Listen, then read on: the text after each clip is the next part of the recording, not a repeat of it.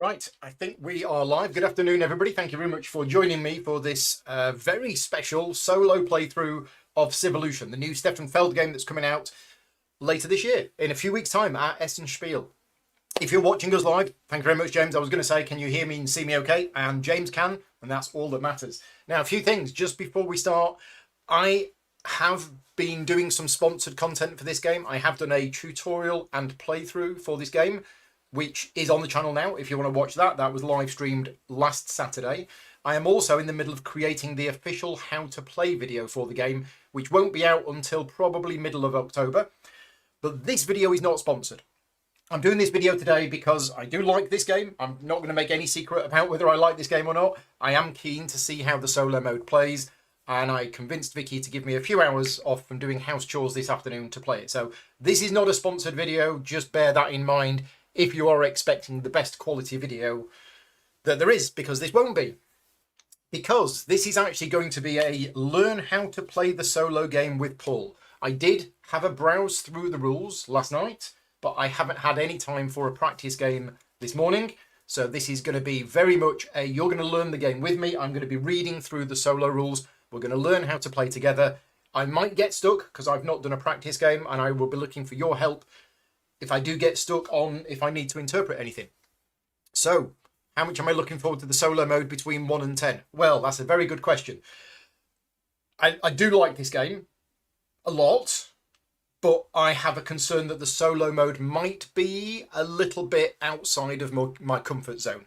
If it isn't, if the solo mode is relatively easy to manage, then I'm really looking forward to it. But as my regular followers will know, I have a threshold on what level of complexity I can cope with for solo modes, and I have done some solo playthroughs in the past which I have really not enjoyed because I've just got myself too confused.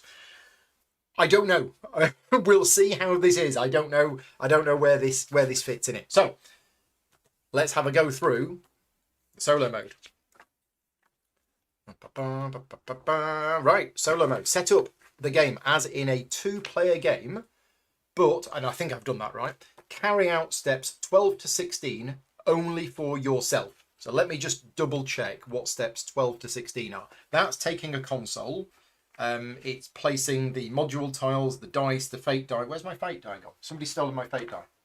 There you go, my fate die. Stage 4 tile, stage 5 tile, 4 settlements, 7 discs, all of that stuff. 20 tribes, 50 markers. Is it 12 to 16? Yeah, 12 to 16. Wow. Okay, there's a lot. There's a big setup for this game. I have finished creating the setup part of the how to play video, and I think it's about 15 minutes long, maybe 15 to 20 minutes long, something like that. It is quite a lot, and I've lost track of it already. 12 to 16. Here we go. Markers. Yeah, we've done that. What else do we need to do? Cards. We've not done the cards yet, so I am going to do the cards before we start. And I've chosen a completely random map setup, and the 2 starting resources we have are oil and wood. If you are watching this video, by the way, and you don't know anything about this game, I would strongly recommend going and watching my tutorial and playthrough from last Saturday, because otherwise a lot of this isn't going to make any sense whatsoever.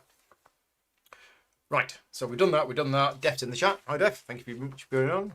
Mark says, is the setup longer than Voidfall? No, the setup is not longer than Voidfall. Definitely not.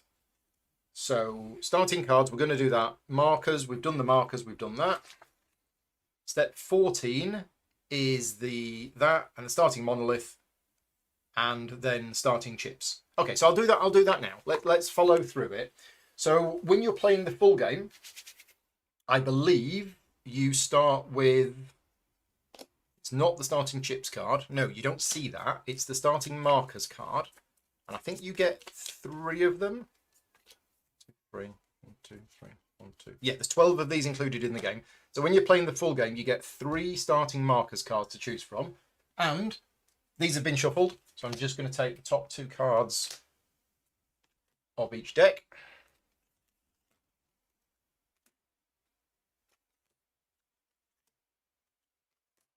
Right, and now talk amongst yourselves because I have lots and lots of choices. In fact, I've got a camera preset for this, so I'll show you I'll show you my cards that I've got. These are the 3 starting markers cards that I can have. So everybody starts always with 1 food, 2 money, 1 focus and 2 ideas. That's the same for everybody, but it's the resources and the features that you start with that are different. So I'm going to choose one of these 3 cards. I'm also going to choose either paper or saw. Let's just move this out of the way temporarily. Then I'm going to choose either beak or trunk for my mutation, meteorology or patriotism for my insight. I've got a tavern or a mill. Hey up, trouble at mill. And I've got ceremonies or fine arts. So I basically choose one of each of these cards. So I'll have one of those 3, one of those 2, one of those 2, one of those 2, one of those 2, one of those 2. You kind of want to combo things together, but I might also want to look at the starting, the goals for each era. So we either have the goal for era 1 is the construction track, the goal for era 2 is the knowledge track, the goal for era 3 is prestige, the goal for era 4 is, sorry, not prestige. What's it called? I should know what that's called. The resources. Oh, it's gone out of my mind. Prosperity. That's it. Prosperity. I need to check the how to play video because I was editing it yesterday and I think I called that prestige and it's not. That's prosperity. So I'll need to change that.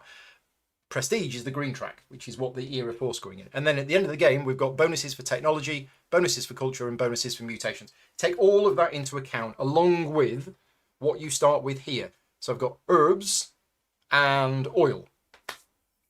Is that going to make any difference to the cards that I choose? And also, I might choose one of these 3 cards. So let's have a look. Let's have a look. What are we going to play? What are we going to play? So if I was to take... I mean, I've got to choose one of these 2. If I choose patriotism, it's going to increase my prestige by 2, which is going to be good. I'll lean back. It's going to be good for the end of round scoring. The end of era 4 scoring, but not much immediately. But it's 2 expressiveness and 2 vision. So, okay, what about meteorology? Gain an idea, activity, gain an idea, move the weather indicator 1 step. In which direction? Is it my choice? Ooh, there's a card that I've not seen before, and I don't know what it does. I mean, I'm assuming that you can move it in any direction. Thankfully, the game comes with a big list of absolutely everything. So I'm just going to look up meteorology, which is card C19. Gain 1 idea and 1 success point. You then move the weather indicator 1 step up or 1 step down. So you can actually change the weather. Excellent. We have a weather machine. And it flips the activity marker. So I'm tempted by this one. And if I did decide to go with this one, I'm tempted to go with this one so that I've actually got 1 vision to start with, which means I then only need 1 more vision to be able to play that card. So I'm leaning towards meteorology and this one. If I go with this one, I start with stone and, what's that, sand? Sand. So I've got any cards that need stone or sand. No. Okay, I've also got trunk or beak, and that requires expressiveness. Oh, maybe I'll change my mind. Maybe I'll go for the expressiveness instead. Because then if I get 2, I can play both that and that. Okay, change of plan. So let's take these out. Let's go with that one, and that one, and that one. So there's my thoughts at the moment. I then get to choose one of these. Now we don't know where the wood is on the board. Paper. Okay, that's quite good. Yeah, that is quite good, and that might combo a little bit with that one. I'm not sure about those. Let's come back to those later. Do we want to build a tavern or a mill? And that's really powerful, but it's quite expensive. It needs salt to build the tavern first, and then herbs, and then clay, depending on which stage I build it in. And it has a really nice activity if I had food. I think I'm going to go for this. And I need to get myself some salt. Salt is found in the desert. There is a desert near to where I am. So let's go with the tavern. You could spend forever thinking about this, couldn't you? I'm tempted by the saw, and when I get the saw, I play the tavern first, and then I can use that and I can trigger that activity twice. That's what I'm thinking of for that. So we'll get rid of that. And then we either have ceremonies or fine arts.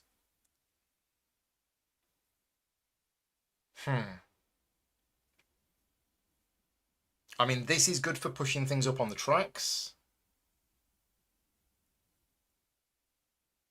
I'm going to go with this one. We're going to go for fine arts. Right, that is my starting cards chosen. So these go in my hand.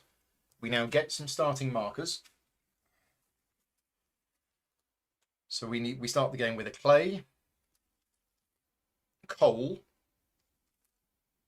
intelligence, and expressiveness.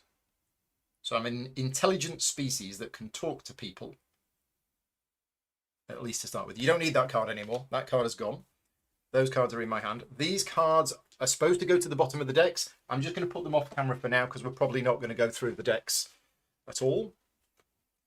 And then once we've done that, we get the starting chips. So I think I just choose 2 of these, because it's normally 1 more than the number of players. Okay, and then I'm going to choose the bag. We are going to take a random goal tile and place it onto each one. So that's for having 2 tribes around a holy rock, chances of finding a holy rock in a single player game, or 2 different tribes in the mountains. And I'm going to choose one of these, and it's going to get me an income chip, and it's going to flip over one of the things. I think I'm going to go with this one because I do like increasing my exploration. Although this is nicer. This income is nicer, I think. I do like that. And having 2 tribes in the mountains, this is more under my control. Yes, thank you. I need to push my player board back up, don't I? Let's do that now. There you go. Yeah, I might go for this one. I like the income better, and if I go with this, I might never find the holy rock. Whereas if I go with this one, at least I know where the mountains are on the board. So we're going to go with that. So that tucks in. That is my initial income chip. And that is my initial goal. Right. And if you're playing this multiplayer, you'd all be doing that at pretty much the same time. So that's setup steps 12 to 16. Next, we set up VICI. So funnily enough, the AI that we're playing against is called Vicky. It's VICI, which stands for, where is it? It does say what it stands for. It's an ICIV entity with the purpose of simulating a rival civilization. I'm sure I've read somewhere what it stands for. But we're going to call the AI player Vicky, which is going to be confusing because Vicky's downstairs and she might hear me and be very confused. So Vicky is going to be red. So we've got the red markers here, the red marker here, the red marker over there. We want 15 tribes. Again, I'm reading this from the rulebook. I haven't managed to do a practice game. I would have done, obviously, if it's a sponsored video, but yeah, I just wanted to do this. I only decided last week that I was going to do this. So we want 15 tribes. 1, 2, 3, 4, 5, 6, 7, 8, 9, 10, 12, 13, 14, 15. It says the other 5 are not used. Okay, I'm not seeing another 5 in there. Oh, because there's some over here. Yes, there's some over there. Right, so we need 15 red tribes. And we do need the 50 markers. Okay, I don't know if there's 50 in there, but I'm going to hope that there are 50 in there. So 15 tribes and 50 markers. Right, I'm just going to put them there. Place one of Vicky's tribes upright into the remaining non-fire encampment in the forest starting territory, and one, right, okay, yeah, so normal thing. They start with a tribe in the starting forest and a tribe in the starting grassland. Should be on the encampments. There we go, right. Also, place a marker lengthwise in each of the 2 starting territories next to the farm space. So it actually goes lying down. And it says, these markers do not represent raw materials. Instead, they are called provision markers. And we'll get through to what they do later on. Take 4 of Vicky's markers and place them onto the display card. So we have a series of cards for the AI. And we're taking 4 of the markers and we're going to place them 1 onto each of the spaces 1 and 2 of the evolution grid, which is there and there. And then 1 and 2 on the prosperity grid. Place 6 activation dice and 1 fate die in Vicky's play area.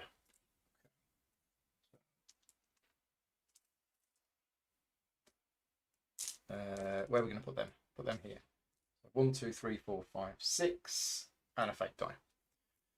Other components are not used for Vicky. Right, okay, we're ready to go.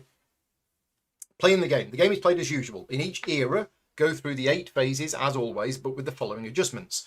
Phase 1, you play as usual. I'll tell you what, shall we just play and we'll follow it through? Yeah, we'll play and we'll follow it through. So, phase 1, we play as usual, which means we get the new event card. So, the event card is... Oops. Didn't see that one. Corruption. Awesome. So we've got a little bit of corruption at the start of the game. So the weather's going to get colder. And at the end of the era, the civilization that has the most money may immediately install one of its gold chips without meeting its requirements. Right, okay, so that's the event. And then, I'm just going to go over here, we reveal the top card of each of these decks. Right, that is phase 1 done. Phase 2. When it is Vicky's turn to choose a gold chip. Oh, who starts? Who starts? I think I start.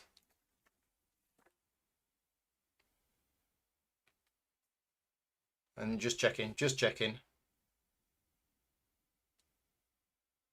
Let's say I start. I don't know whether I should start or not, but let's say I start. Where's the monolith? The monolith. Right, okay, so I am the start player. So we are in phase 2, which is new goals. So do I want one of these new goals? Yes, I do. Which of these goals do I want? Well, 2 stamina. Nope. 3 money. Don't really want to spend money if I'm going to be going for the corruption event. 2 statues. It's quite hard to do at this stage in the game. And 2 settlements. Also quite hard to do at this stage in the game. Oh my.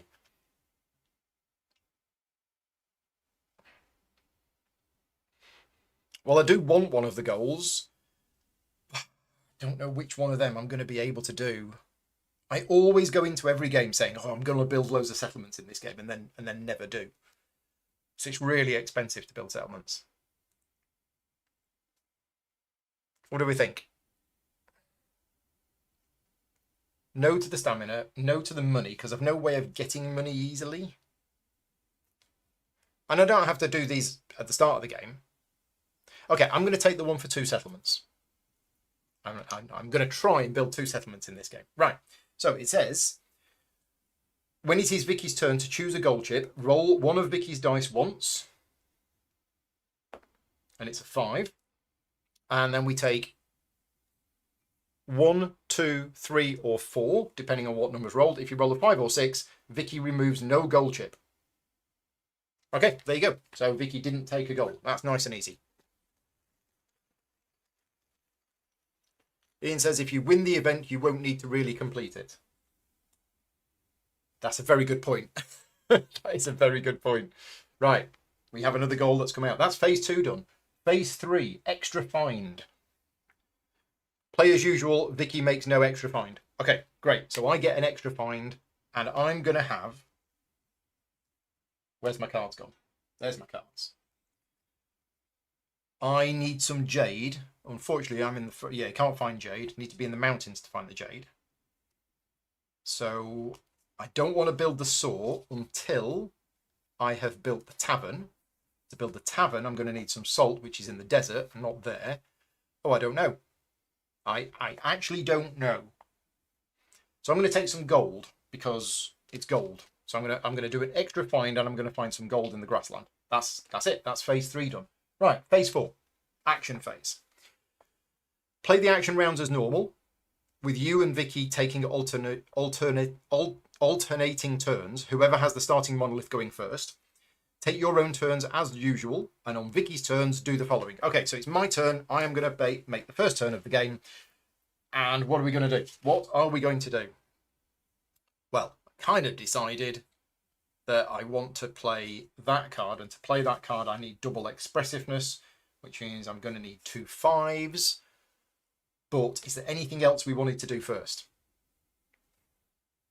You know, like procreate to get extra people on the board. I want to try and get up the construction track in Era 1, if possible, because that's worth 5 points each, which means playing fine art. But fine art, I need jade.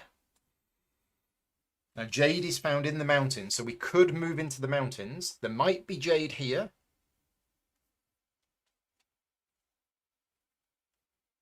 Where's the mountains? There's a mountain there. There's a mountain there. That's miles away.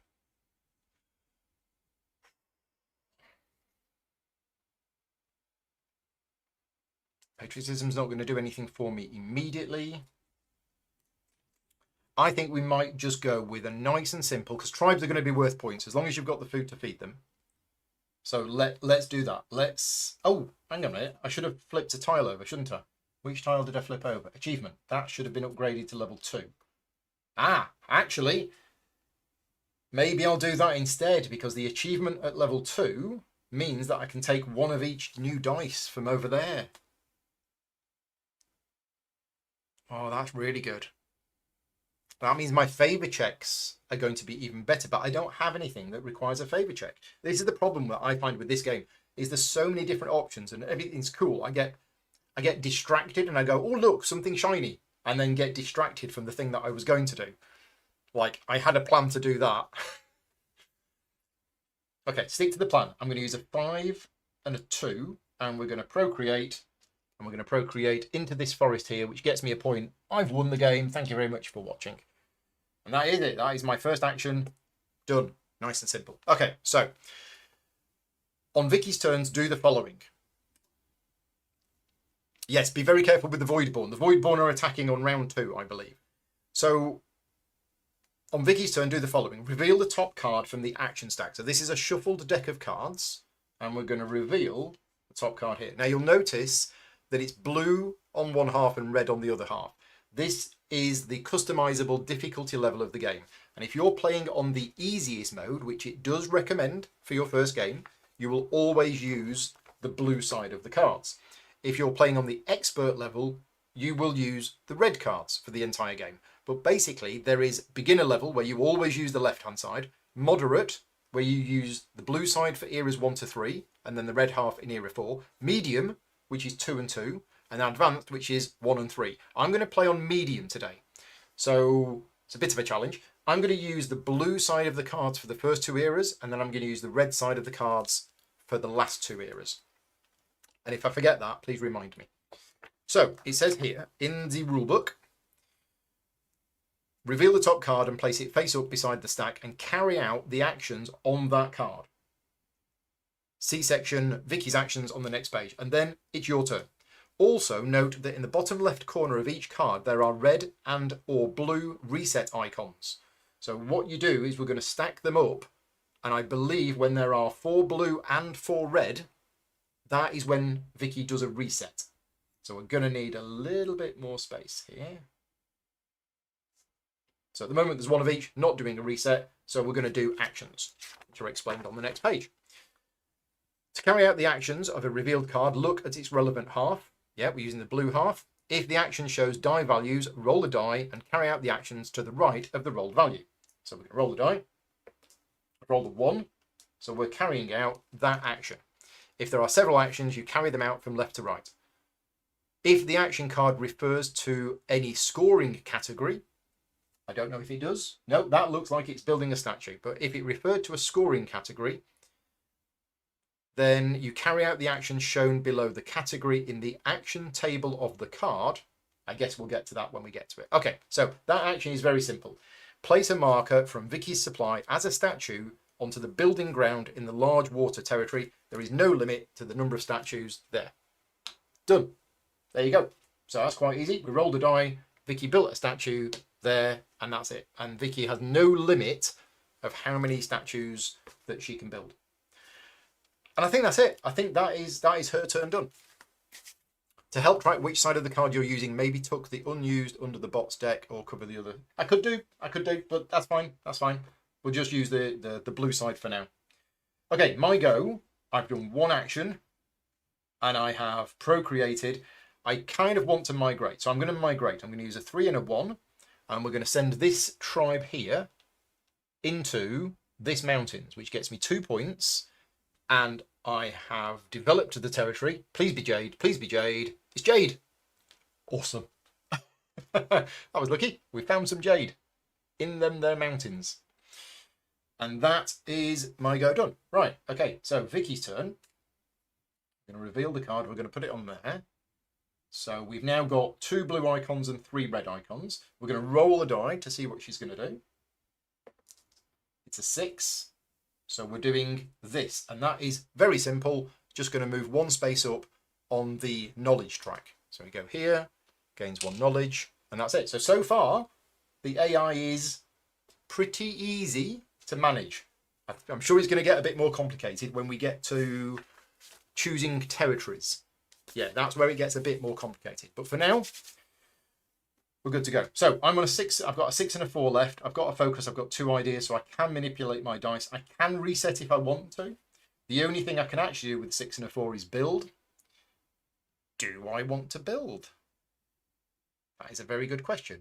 I don't. I actually want to bring those resources back so that I can build or I can play fine arts. That's what I want to do. I've just noticed these are on the wrong spaces. They should be on there. Yeah, I think this is what I want to do, which means I need to be transporting those materials back home, which needs a 5 and a 1. But as long as I do that before the end of the era, I'm not in any rush to do it now. The question is, do I want to use the 6 and a 4, and do I want to build? Because I could, right now, if I wanted to, I could build a boat. Or I could build a farm. I can't build a statue, but I could build a farm. A farm will get me an idea. I don't know whether I want to. I do like that. Okay, here's what I'm going to do. I'm going to spend 1 idea to turn that 4 into a 5. I'm going to use the 6 and the 5 on my achievement module, and I'm going to take extra dice. So whenever you gain a new action dice or an activation die, you roll it. It's a 5. It's going to go on there, and that is my go done. Right, over to Vicky. So we have 4 blue and we have 4 red. So at this point, whenever you place a revealed action card and all of the visible reset icons add up to at least 4 blue and 4 red, do not carry out the actions of the card. Instead, Vicky does a reset. So what you do is you advance the phase indicator and then discard all revealed action cards, placing them in a face down discard pile. Okay, so I'm just going to put them here. On Vicky's turn, if there's no card left to reveal, shuffle the discard pile and put it down there. Okay, right, that's it. Vicky's done a reset. My go. Okay, so the automa is called Vicky from the Latin sentence Veni Vidi Vici. Right, I didn't realise that. Okay, cool. So, well, I don't have to do a reset. I could use my focus. But actually, I am going to do a reset. And I'm going to keep that 5 there. So I'm doing a reset. So that moves to there. I'm going to re-roll all of these dice. Look at all them ones. Do we want those ones? No, we don't want those ones. Okay. That's the nature of the dice games. And I'm going to have this as food. Right. Back over to Vicky. What you going to do? You're going to roll the dice. It's a 3. So that is increase on the knowledge track, and that to me looks like going to die. Now, two things have happened. Cross the yellow line, cross the white line. I don't think she does anything. Whenever one of Vicky's discs crosses a bonus threshold that gives success points, so that one or that one, then she gets those points. Otherwise, all other track bonuses are ignored, right? And the other one is Vicky receives an activation die as per the usual rules on page 28. The die is not rolled, it is only added to her other die. So I've got these dice, but I'm not really using them. I don't. If anybody knows this solo mode, let me know. But I don't know why. I don't know what these dice are for. Maybe it's just for when I take them if they've run out, but I'm not seeing any way that these dice are actually used. Yeah, it says, as per the usual rules on page 28. It's not rolled, it's just added to the other dice. Okay, that's it. So that is Vicky done. My go. Well, we have lots of stuff. Now, transport. I needed to transport, so I'm going to do that. I'm going to use a 5 and a 1. And I'm going to transport 3 materials back home. One of them is going to be jade. One of them is going to be oil. And one of them is going to be some herbs. Right, that's it. That's my action done. Nice and simple. Over to Vicky. Oh, right. This looks a bit more complicated. So this is the one where it says, if the action card refers to any scoring category, well, it does. It's the next era's scoring category. Should that be this era's scoring category? I think that should be this era's. No, it's next, because there is an example in the rulebook where it's this. Okay, it is right. It's the next era's scoring category. Planning ahead. So if the card refers to any scoring category, carry out the action shown below that category in the action table as many times as the card states. Oh, it says here, this era's scoring category refers to the one on this era. Next era is the next one. Right, okay, so the next era's scoring category is knowledge. So what we do is we look at the action table for knowledge, and that means go up the knowledge track, and it's going to do that twice. Okay, that was less complicated than I thought. So 1, 2, really pushing up the knowledge track, doesn't get any of the bonuses. Done. And if that was the 4th era, just gains points instead. Right, my go. We've got the jade. We can now, what were we going to do with the jade? The achievement of fine arts. It's an achievement card. So I need a 6 and a 5. I don't have a 6 and a 5. Now, do I want to manipulate these dice? Or am I happy with what I've got? And do I just use what I've got? Like, I could research. Are there any of these cards that I want? So the temple would be really nice, but I'd need more jade to do that. I could. Okay, let's work this out. If I take the temple, I would then have to produce, transport, install fine arts, and install the building. That's 5 actions. Will I be able to do 5 actions before the end of the era? Considering I'm probably going to also have to reset at least once. It's a risk.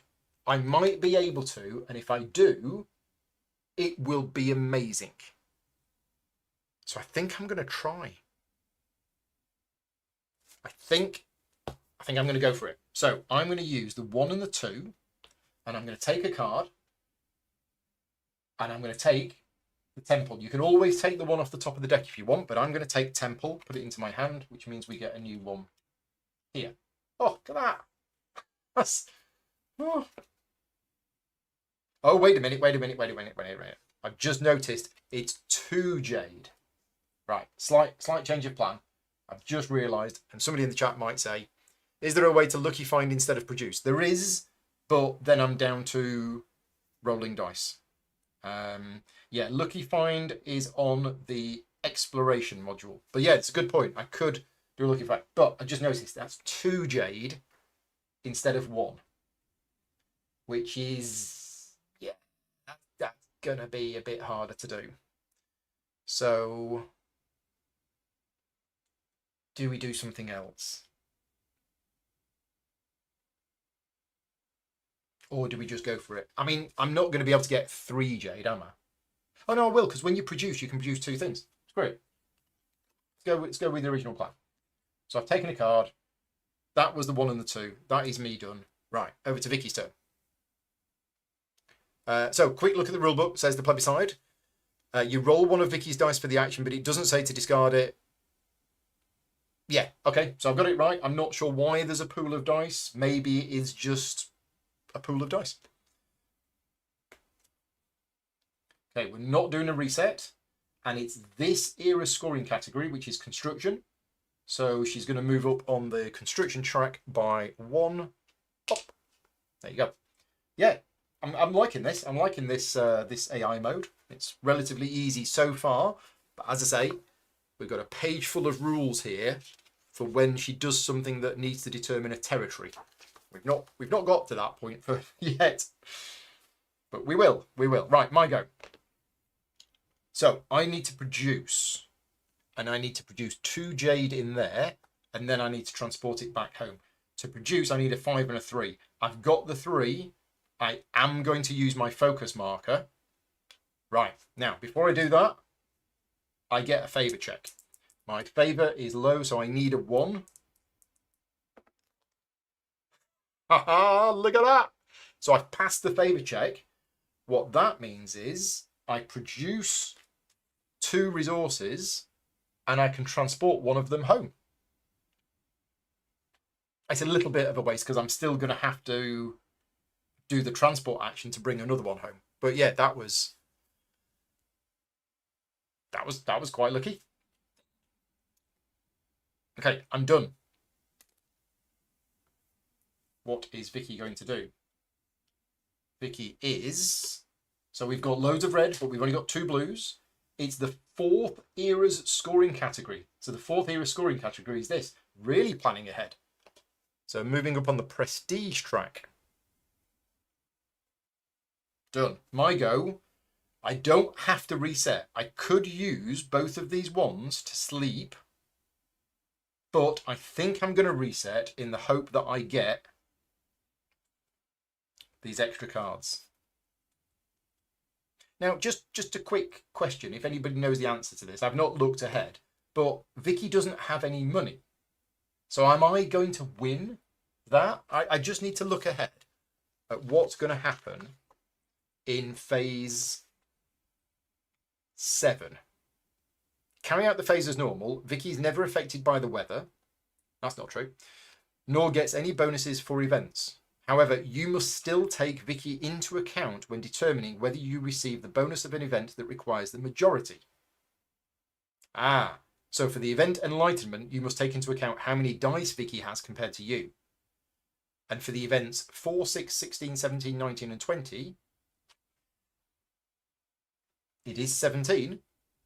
You must check whether you are eligible for their bonuses by looking at the prosperity grid and its rows and spaces listed in the major event check beside it. Right. Okay, it's on here. So the event is corruption, which is 17. 17 says B and D. So I would add together all of the markers in B and D, and that is how much money she has. Right. Okay, that makes sense. I think I've got that right. For example, for F17, corruption, you must check how many markers Vicky has in total in rows B and D. Right, so right now, I'm winning the corruption event. I am the most corrupted. Awesome. Because I've got 2 money, she's only got 1. But as markers get placed into here, that might change it. Okay, where are we? It's my turn, and I'm deciding whether to do a reset. The only thing I can do with the double 1 is increase my stamina or sleep. I'm going to reset. I'm going to reset. So we move the marker along. We then roll all of my dice, and I can choose if I want to roll any number of these. And I don't think I need both of these, so I'm actually going to re-roll one of them, but I'm going to leave that one there, because I think I might need that one for that. Okay.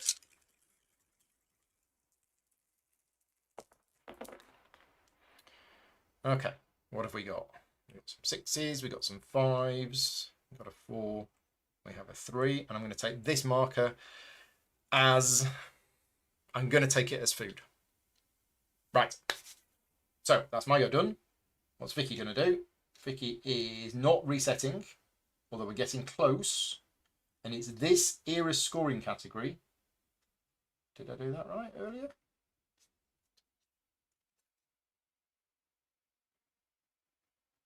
Yep, I did that right. Okay, so this era scoring category times 2, so it's construction, moves up the construction track, times 2. 1, 2. Racing up those tracks. Okay, my go. So, have we got what we need? Well, we've got the 5 and the 1, but it's such a waste. It is a real waste to do a transport action when you can bring back 3 things and only bring back 1 thing. Maybe we should build something first, because I now have 2 jade, so I can build the temple. Temple is a blue card. I need a 6 and a 4. Let's do it. Let's do it. So we're going to use a 6 and a 4. We're going to place it onto the building action, and we're going to build this. So these costs are depending on which stage you're going to build it in. I'm building it in stage 1, which means I only need to spend 2 jade, and I'm going to get 3 points for doing so. And then this is the immediate effect. And I'm going to tuck it into this column here. So I spend the 2 jade. I move up 3 on the construction track and 3 on the culture track. Now that is going to trigger all sorts of bonuses, which I'm going to do now. I've never built a temple before. Right, so I'm going to upgrade one of my module tiles with a number 4 on it, and then one of my module tiles with a number 5 on it. So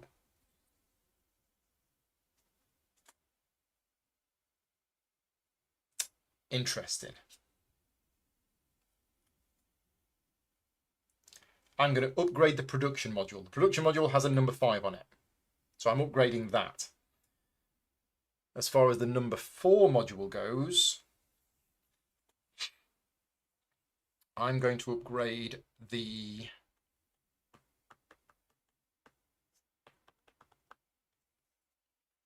Do we upgrade the building one? Maybe... It's a blue one, so it's one of these. I mean, I do like upgrading exploration. I also like upgrading hunting. Oh, I like upgrading all of these. The more you play this game and the more you get to know these modules, it's quite cool. I'm going to upgrade the building module. Right, that has worked out perfectly. So I played the card, I paid the costs, I got the points. Did I get the points? I didn't get the points. I don't think I got the points. No, I didn't get the points. Thank you, Ian. Right. That's it. That's my go done. Right. Is Vicky doing a reset? If this has 1 blue on it, yes, it does. So she's resetting. So we move the marker down, and that's it. Yeah, we just move the marker down and, yeah, don't do anything else. My go. Right, we can do it. I can produce. I use a 5 and a 3, and now I can produce 3 things and immediately transport one of them home. This has worked out really nicely. So I'm going to have some more jade in there.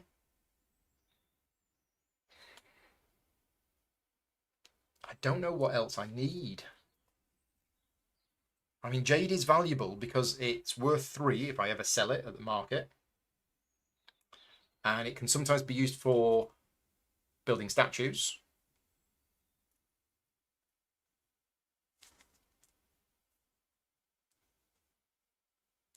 Yeah, based on the cards I've got, I don't need any of these resources right now.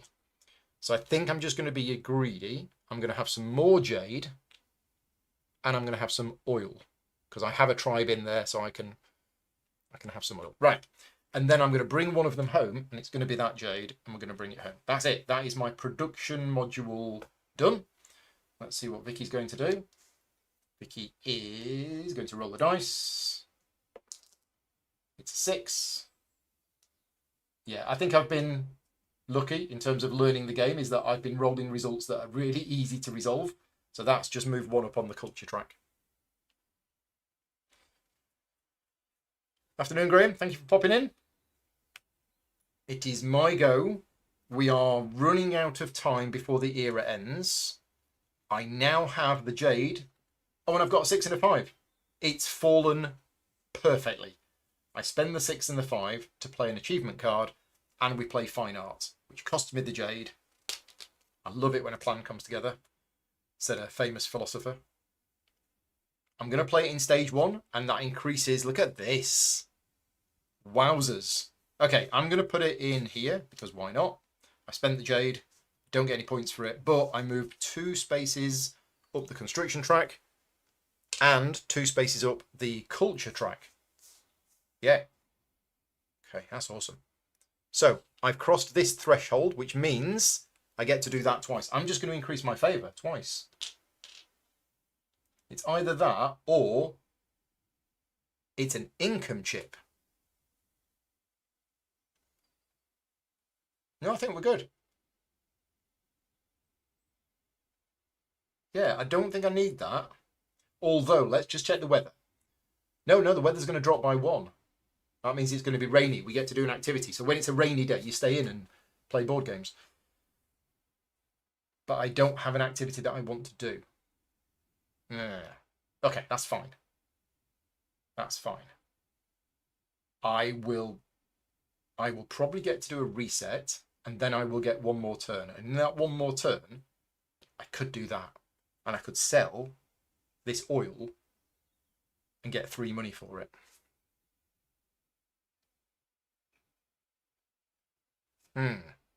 Yep, that's fine. I'm going to increase my favour for crossing that twice. Okay, that is my go. Done. Brendan is asking about filling the stages. Yeah, so this is one of the tricky parts of the game, and I do go into this quite a lot in detail in the upcoming how to play video, in that you can play your cards anywhere. So if I really wanted to, I could have played that card here. You don't have to finish stage 1 before you go to stage 2. It costs more, usually, to play it in later stages, but it will be worth more points at the end of the game. But you do get a bonus for completing stage 1 and stage 2, and that's normally what I try and focus on first. The downside is, once you've played a card into a column, that locks that column for that particular colour of card. So I've played a blue card here and a purple card here. That means that those columns are locked to those colours. If I'm not going to ever play another purple card for the rest of the game, that means that column is essentially locked. There's a way you can get around that with income chips, but yeah, there's a lot to think about. Where are we up to? I think it's Vicky's go. Yes, because I did my thing and I played my thing and I did my... Yeah, we're good. Right, okay, so Vicky is rolling a dice. It's a 1. So this is new stuff. Well, that's gain a favour. That's really easy. And that is go hunting. So the gain a favour is really easy. That just moves that up to there. Hunting. So this is one of the more complex actions. This is place a hunting token from the display in a territory which you determine as per the established rules. And this is where these other cards come in. So the priority requirement for the territory is no hunting token yet, and it is the best hunting territory in which you and Vicky have at least 1 tribe each. So the best hunting territory where me and Vicky both have a tribe is here. So that is where she's going to go hunting. And I think that's it. She doesn't actually get any food for it. She just places a marker there to say that area has been hunted. There's no more foxes. Yeah, that's it. So that's the priority requirement. If couldn't meet the priority requirement, you go to what's called a minimum requirement, but we don't need to. We don't need to. Can you play a card to a different column and have two of the same color? No.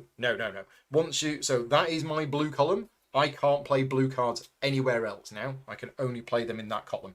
That's the trickiest part of the game to understand. Once you understand that bit, the rest of the game is relatively simple, relatively speaking. Right. That's her go done.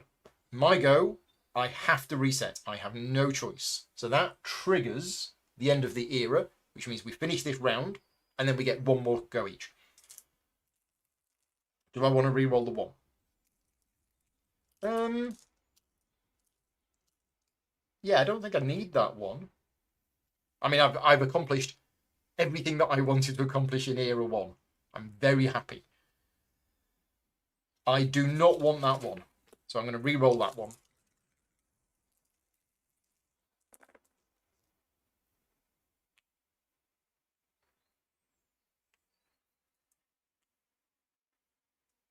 Okay, and I'm going to take this, and I'm going to take this. I'm going to take this as food. Okay, so we finish this round, which is a card for Vicky. Vicky's also resetting. So that's actually good for me, because the marker doesn't move. Those cards just disappear, and she does nothing. So she's done a reset. And now we start the final turn for Era 1. I have 1 turn left. I can't play any more of these cards, but that's fine. We could try and get more money, because otherwise there might be a card that she draws which is going to give her some prosperity, which is going to give her wealth. So if I get money, then we're okay. To get money, I need to sell some stuff, which is a 5 and a 4. I don't have a 5 and a 4. I could use an idea to change the 6.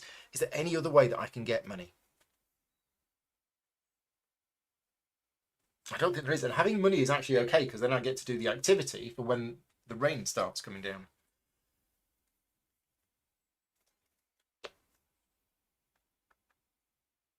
Yeah, no, I think we're going to do it. So I'm going to use an idea to change the 6 into a 5. The 5 and the 4, I'm going to do 1 sale, which is actually 2, and 1 purchase. So the first thing I'm going to do is I'm going to sell this oil for 3 spondulixes. 3 doubloons, 3 bucks. Right? And then I can sell another one for points. And I don't think I need this coal. I do not need this coal. So I'm going to sell that coal for 2 points.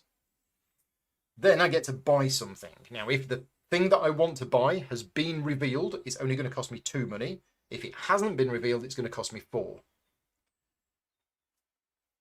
This is where I could buy the salt. Now, the salt hasn't been found, so it's going to cost me 4 money. That means I wouldn't have enough money to win the event. So I'm not going to buy anything.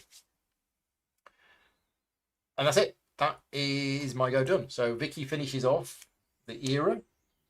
Oh, now what's this one? Each of the 3 scoring categories with scoring tiles in the final scoring area. Oh, right. I see. It's this. So it's this one, this one. She's planning for the end of the game already. So technology, which is move up the technology track. Yeah, that's easy. Culture, which is move up the culture track. And evolution. Now, evolution says she's going to gain an evolution marker. Now, how does that work? Right, let's back to the rules. Evolution. And again, for those people that are watching who tuned in late, I am learning this from the rulebook. So once you know this, you will unlikely need to keep referring back to the rulebook. It's all summarized on these cards. But because I'm doing this for the first time, this is why I'm having to keep referring to the rulebook, because I've never done this before. Oh no, evolution is actually quite easy. We take a marker and we put it onto the lowest numbered free space of the evolution grid, which is there. And once it hits one of those markers, she's going to take an attribute chip. Right. Okay. So there you go. She's basically gained an evolution. That's what that is. Okay. And that's it. I believe that is the end of the era. Oof. So we go to the site phase. Are there any differences for the site phase? The sites affect your civilization as usual. Vicky is never affected by any sites. This applies to all sites, not just the ones relevant to this phase. Okay, we haven't explored any sites, so we don't do anything in phase 5. Phase 6, feeding. Carry out the feeding phase as usual. Do this for Vicky as follows. Okay, I'm going to do mine first. I have 3 tribes. I am going to choose to feed all of them so that they don't get weak. And then I've got 3 standing tribes, so I get 3 points. Okay, right. So, check for each of Vicky's territories, which of Vicky's tribes are fed and which are not, and thus must be weakened. So, in each territory, where there is exactly 1 provision marker, yes, one of Vicky's tribes on an encampment is fed. So, because of this provision marker, this tribe is fed. And because of that provision marker, that tribe is fed. If Vicky has several tribes on encampments, consult items 6 to 9 on the priority table to determine which one of them is fed. Okay, well, we don't need to do that. And if there's a territory where there are 2 provision markers, then all of Vicky's tribes on encampments are fed, and additionally 1 tribe in the wilderness. If Vicky has several tribes in the wilderness, choose 1. Right, okay. Yeah, that's easy. So the provisions is basically a source of regular food. So she's got 2 standing tribes. That's 2 points. That is phase 6 done. Phase 7, we have the event phase. Carry out the phase as usual. Note that Vicky is never affected by the weather, nor gets any bonuses of any events. However, we've read that. Okay, so we do the event. No, we do the weather. So the weather is rainy. We can do an activity. So my activity, if I want to, is spend a money to go up on a track. I'm going to spend the money and I'm going to go up on a track. Now, if I was to go up this track, that means I'm going to get 5 more points. Let's do it. So let's go up on the construction track, and I also flip. I'm going to flip this. I'm totally flipping this. Do I want to flip that? Got excited then. Got excited about a level 3 building. Oh, yes. Combo-tastic. Right, I have upgraded my building module to level 3. Right. Okay. So that's the activity. That's that done. Right. Next, we do the event itself. Corruption. Who is the most corrupted? Me. I have the most money, so I can immediately install one of these without meeting its requirements. Now, I assume that that means I'm completing it, which means I also empty the stack. It's got to be. Let's see what the rulebook says about corruption. Corruption is a good thing. F17. This only applies if you have more money markers than any other civilizations. You perform the key action, install a gold chip, ignoring the requirement of the gold chip. So rulebook, page 26. Yeah, it's installing a gold chip. So it is completing the goal. Right, well, which one of these do I think I'm not going to do anytime soon? I'm already in one of the mountains, but it's going to take me ages to get to here. I mean, I kind of want to find the other mountains because I'm going to need stone. And stone is either here or here. I'm going to get rid of this one. So 2 things happen. First of all, I can upgrade any one of my modules because I have emptied a stack of gold chips. Where's this going to go? Now, gold chips, they slot into a column so that you can't put them on top of anything else. I can start here if I want to and start another column. This is going to help me complete stage 1. Or I could say I'm going to start stage 2, where they're worth more points. Or I could start stage 3. You can even, and I've never seen this done, you can even put it here, which is stage 5. Stage 5 is not worth any points at the start of the game. You have to flip that over, and I've never seen anybody flip this over. I have only played this game about 6 or 7 times, and it's generally speaking been with people who are new to the game, but I've never seen that tile flip over. Maybe that's my next objective. So where are we going to put this? I mean, like I said earlier on, I am the kind of person that likes to complete stage 1 as soon as possible, because then you get bonuses. So I'm going to do it. I'm going to put it there. Right. So I flipped a module over. Have I flipped a module over? I don't know. Remind me. Sorry, I've lost track. I got too excited about the gold chip. Have I flipped a module over for that?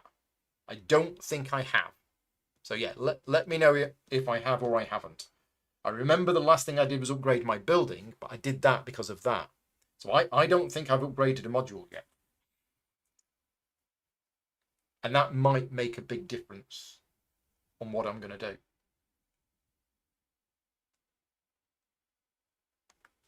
I haven't. Thank you very much, chat. Suddenly I've got 14 different options.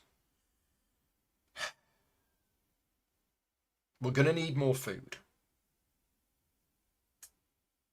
So the sustenance module is always good, but the procreation module is also always good, because that gets more people, but then I'd need to feed the people. I could upgrade production.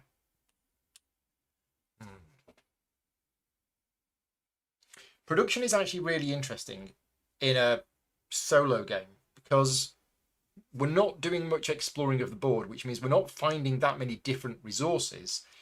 And for the prosperity, you want lots and lots of stockpiles of different types of resources. I'm going to struggle to get that. I am going to upgrade procreation. Okay, so my species is better at procreating than others.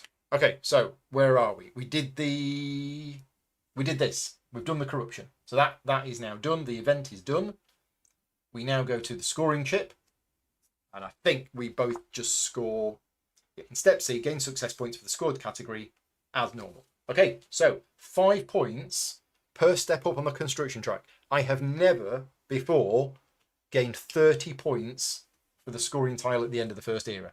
That is huge. And Vicky gets 15 points. And that is that scoring tile gone. And whoever got the most points from that becomes the start player for the next era. We now go into phase 8, which is the income phase. Carry out phase 8 as normal. For Vicky, only the statue scoring is relevant. Okay, so we'll do hers now. She's got 2 points per statue. She's got 1 statue. She gets 2 points. I activate all of my income chips. So I'm going to activate this one, which is either 1 production, 1 idea, or 1 food. I'm going to take the 1 idea because I have no ideas. And that's it. Statues, I don't have any statues. Remove the hunting tokens. And refill your reset markers. That is it. That is the end of the first era. What do you think of it so far? Tell me what your thoughts on the solo mode are so far. We haven't actually seen the complex part of the solo mode, which is where it determines which territory it's going to do something in. But we are now at the start of era 2. New cards. So the event this time is... We had a little bit of corruption. So first of all, it's going to get colder again. And there's a tsunami. All civilizations with the most built boats must return one of them to their console. Any tribes on it are removed. But you get 2 points, 1 wood and 1 cotton. And then we deal some more cards.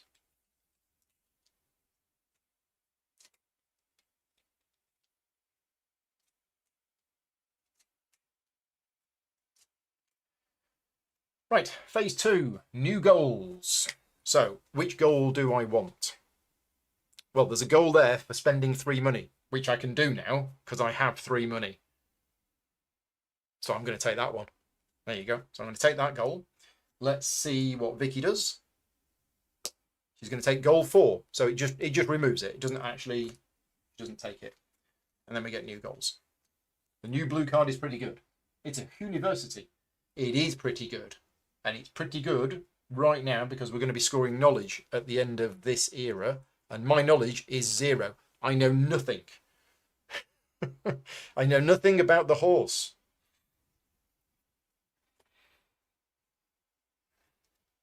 But it costs 2 stone to build the university. And a papyrus. It would cost me 2 stone and a papyrus because I'd have to build it at stage 2. All right, I can probably try and find the stone. Anyway, we are done with the new goals. Extra find. So what do we want? We're in mountains. So we can actually have some stone if we wanted it. Not in the desert. I could find some papyrus. But it's the stone that I need, isn't it?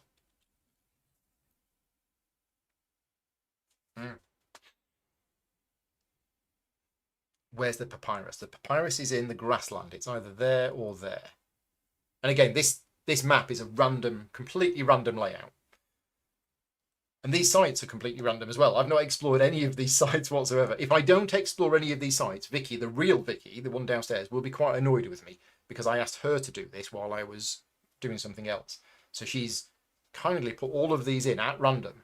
And if I don't explore a single one of them, she'll be very upset. I don't know what we need. But I mean, I know what I need. I need salt. I also need wood to play that. But I need the order in which I was going to do things. Right. I was going to play the saw after I'd played the tavern.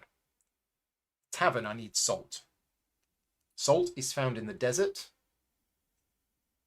There's a desert here. There's a desert here. Both of those I can get to relatively easily. But that's not going to help me with what I want now. Oh. And there's plenty of jade here, so we don't really need that. I could take a stone, but I need 2 stone for the university.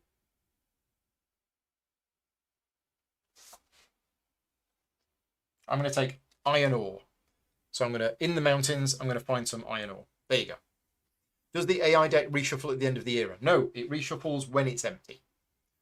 Brenda says, Vicky looks pretty smooth. I'll let her know. Thank you very much for the compliment. But yes, it's smooth so far. We've not seen the tricky part of it yet. But I think that's it. That's the extra find done. Right, my go. Off we go. Era 2. Actions a go-go. I want to procreate, but I can't. Not with the dice that I've got. So I'm going to have to do something different. I don't really want to migrate until... Oh, no. So one of the things that I like to do is once I'm in a territory, not leave the territory, because territories are worth points at the end of the game. But they're only worth 2 points at the end of the game, so I could leave those mountains. That jade is still mine, and I can transport it back home. So we could migrate. Have a look at me cards. Can't play that, can't play that. Can't play that, can't play that, can't play that. Right, okay, can't play any of these. We could pick up a card. There's a magnetic compass. I could play that there. Oh, that's quite good. Yeah, that's very good. Okay, let's do that. So I'm going to research. I'm going to use the 1 and the 2, and I'm actually going to take that card. There you go. My go is done. Let's see what Vicky's doing. Vicky is... We're going to roll the dice, and we're going to see what she's going to do. It's a 6. So, very simple. It's just gain an evolution marker, which is another one on there. Okay, that's it. I think that's it.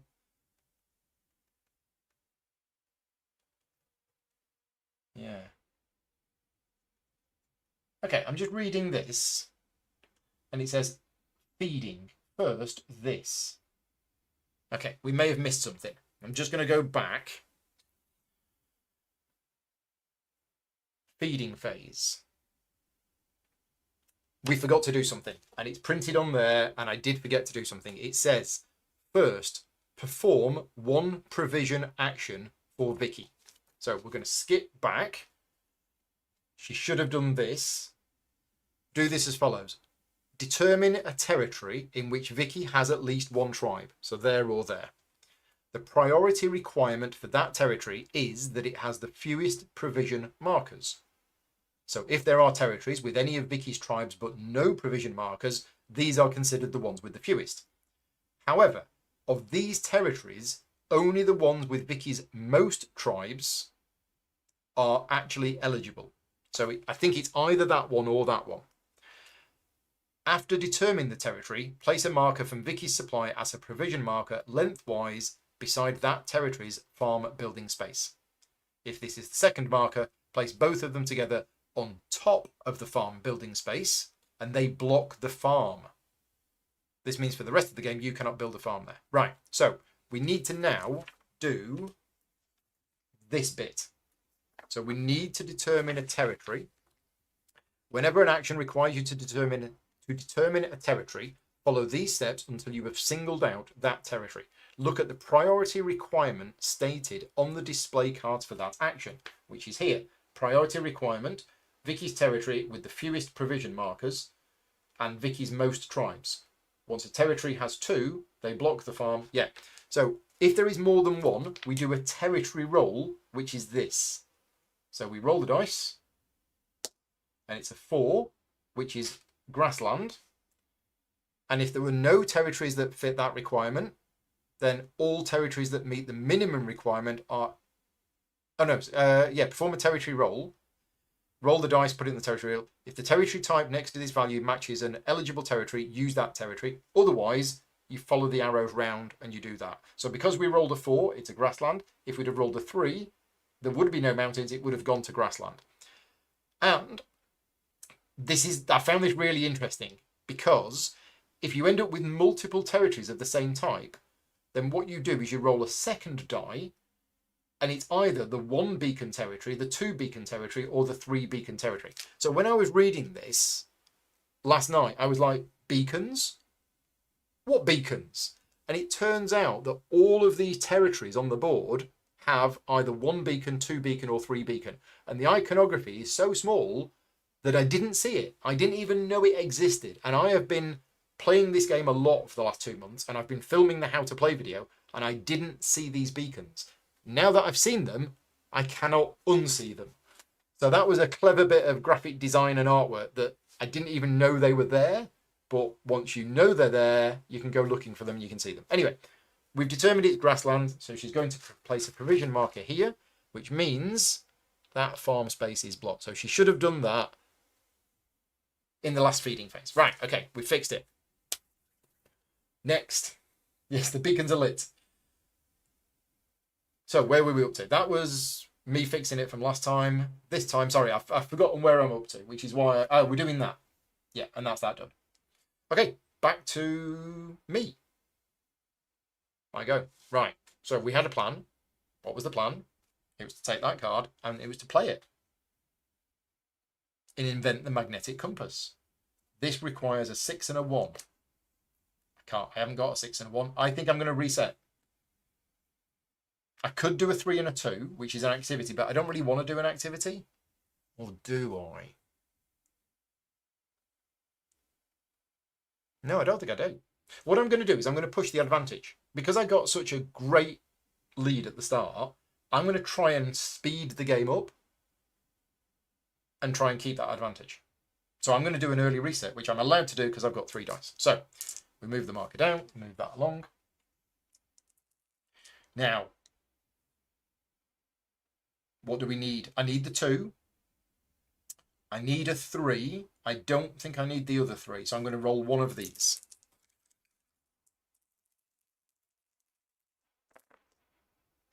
Six. And another 6. And a couple of 5s. And a 1. Well, that's fine. That's fine. And I'm going to take that as food. Right. What's Vicky going to do? The deck is empty, so we're going to be doing some reshuffling. I'm going to roll some dices. It's a 2. Going to build another statue. Yep, so she's going to build another statue there. And remember, she can have an unlimited amount of statues, and she only ever builds them on that building ground there. Right, the deck is empty. Back to me. Well, what did I need? I needed a 6 and a 1. I have a 6 and a 1. Tell you what, we're getting close to finishing stage 1. Okay, so I'm going to use a 6 and a 1, and I am going to play an invention card, and I am going to play... I'm going to invent the magnetic compass. Oh, if only I'd have kept that coal. But anyway, I'm going to play it, and I'm going to play it in stage 1. So it's only going to cost me 1 iron, and I'm going to play it here. And that's going to immediately improve my exploration and migration modules. So my migration module goes to level 2, and my exploration module goes to level 2 as well. And for those people that are used to Stefan Feld games, he's one of my favourite designers, and I love most of his games. But I will be honest with you, most of his games don't actually have that much theme in them. This one does. The magnetic compass, what has it done? Well, it's cost me an iron ore to build. Yeah, okay, that's right. And it's upgraded my exploration and my migration. So my civilization, because I've invented the magnetic compass, I am better at migrating and exploring. So much of this game actually makes sense when you think about it thematically. It's not just, you know, moving up random tracks that don't actually do anything. It's actually, there's a thematic reasoning for some of these cards, which I like in a game. So we've played that, we've done that. Stage 1 is nearly complete. We've just got one little gap. And I've upgraded my modules, and that is it. That is my go done. Right, what's Vicky going to do? Not resetting. Not resetting. She's going to get 16 points this era. Yeah, whatever. That's true. I've got no knowledge at the moment, have I? It's a 6. So she's moving up on the prestige track. There you go. Right. My go. Am I worried about her getting 16 points? No. I'll let her have that one. I kind of want to complete this goal. If I do, that's stage 1 done. To complete the goal is the planning module, which is a 4 and a 3. I can do that. But actually what I'm going to do is I'm going to improve my expressiveness. I'm going to spend these 2 5s, and we're going to be able to talk to people better. Right. Next, Vicky is doing a reset. So we put the cards there, we move that along. Done. My go. Now, I could reset again. I really could hammer this home and just rush through.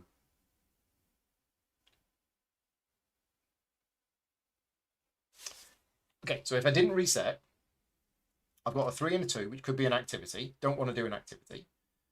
I've got an idea, so I could do a 3 and a 1. I could migrate, but I don't want to do that just yet. I've got a 6 and a 2. I could play a mutation card.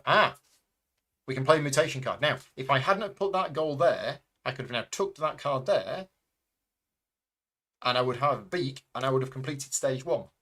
But as it is, I'm still going to play this card. So I'm going to use a 6 and a 2, and we're going to mutate. So my species is going to grow a beak. So I need 2 expressiveness, but I don't spend it. It's not a cost, it's a requirement.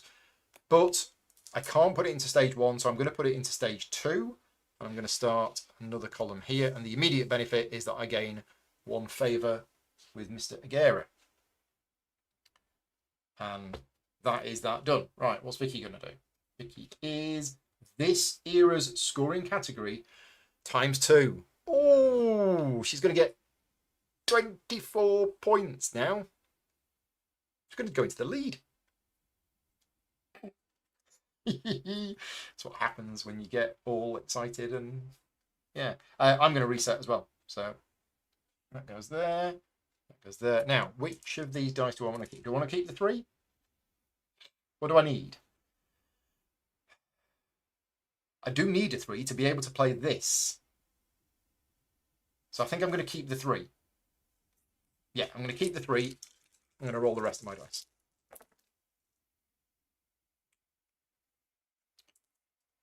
Some 1s, got another 5, I've got a 6, and I'm going to have that as food. Right, Vicky's turn. I'm going to roll some dice. It's a 1, so she's going to gain some favour, and it's hunting, and I think this is the same as last time. She's going to hunt in the best place for her, where we both have a tribe. So it's there. Okay, that's something. It's really interesting. The way that the dice rolls have come out for her is that she's pushing up these tracks and she's not doing anything on the board. She's not moving, she's not procreating, she's not exploring. All of these things are on the cards, but the way that the dice have come out is that she's not doing any of that. So yeah, you're going to have a very different game playing against different, depending on the dice rolls. My go. So I can now play this, but I want to complete this goal. Can I complete this goal? I need a 4 and a 3. I could. It would cost me my idea. Are we happy with that? And I've got all these ones. What we're going to do with the ones? How long have we got left? 2 more resets. Can't play the tavern. Do we just migrate out of the mountains?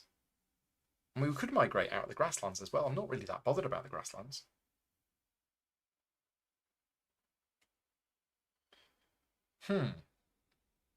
Okay, yeah, let's do it. Let's do it. I'm going to migrate. We're going to run away.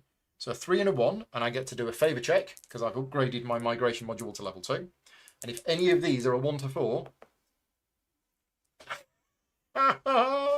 oh dear.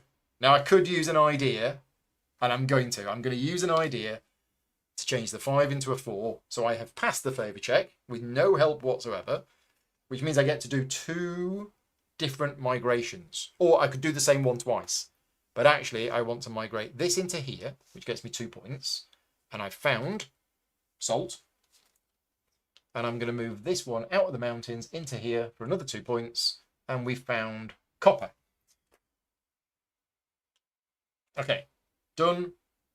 Done. Vicky's go. It's 1. Aha, we have some new icons that we've not seen yet.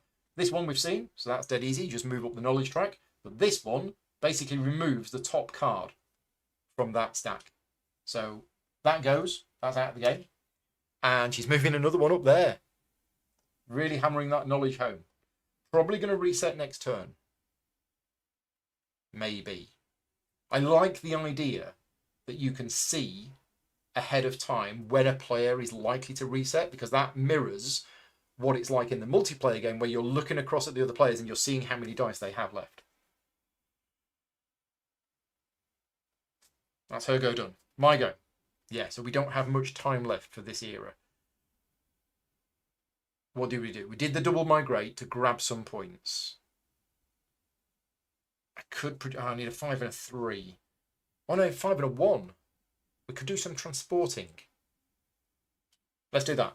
I'm going to use a 5 and a 1, and I'm going to transport 3 goods back home. So we're going to have this copper. We're going to have this salt. And we're going to have...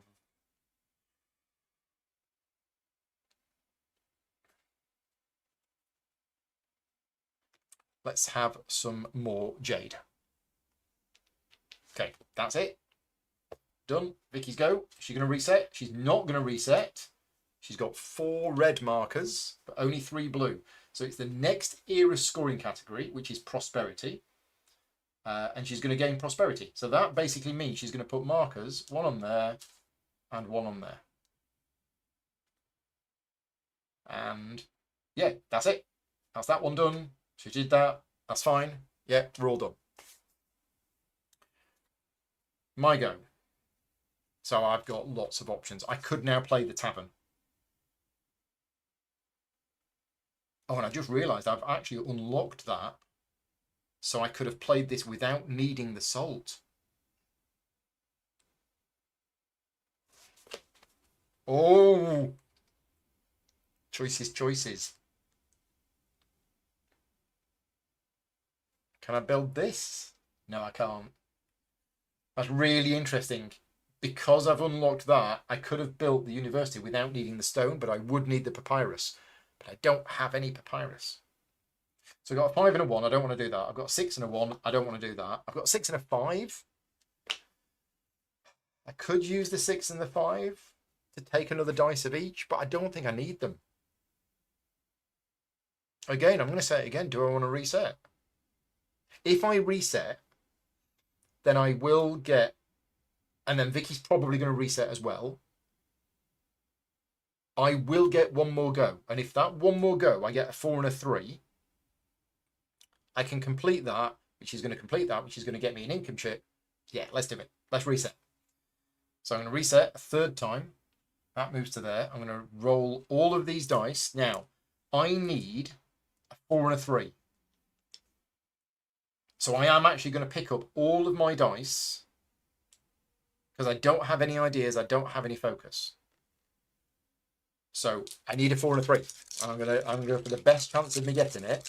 It could backfire. Just got another activity. Just realised. Okay, that's actually really good. Okay, here we go. Come on, 4 and a 3. 4 and a 3. Got it.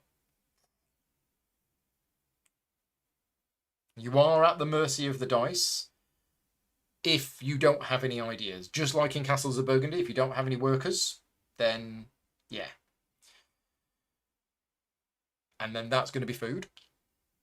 And then on Vicky's go, is it a reset? It is a reset.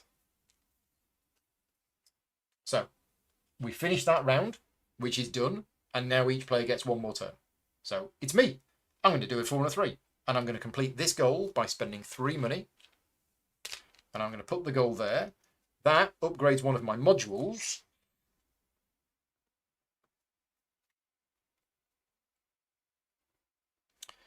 Yeah, well, that's interesting, isn't it? That is very interesting. I'm going to upgrade the...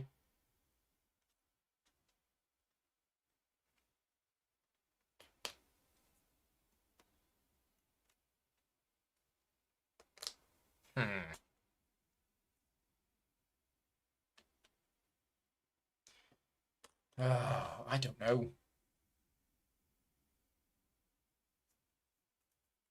I'm going to upgrade the exploration module. Yep, there you go. Done it. Exploration module has been upgraded. And we've completed stage 1. Huzzah! So the bonus for completing stage 1 is I get one of the income chips and I immediately activate it. So I am going to take this one.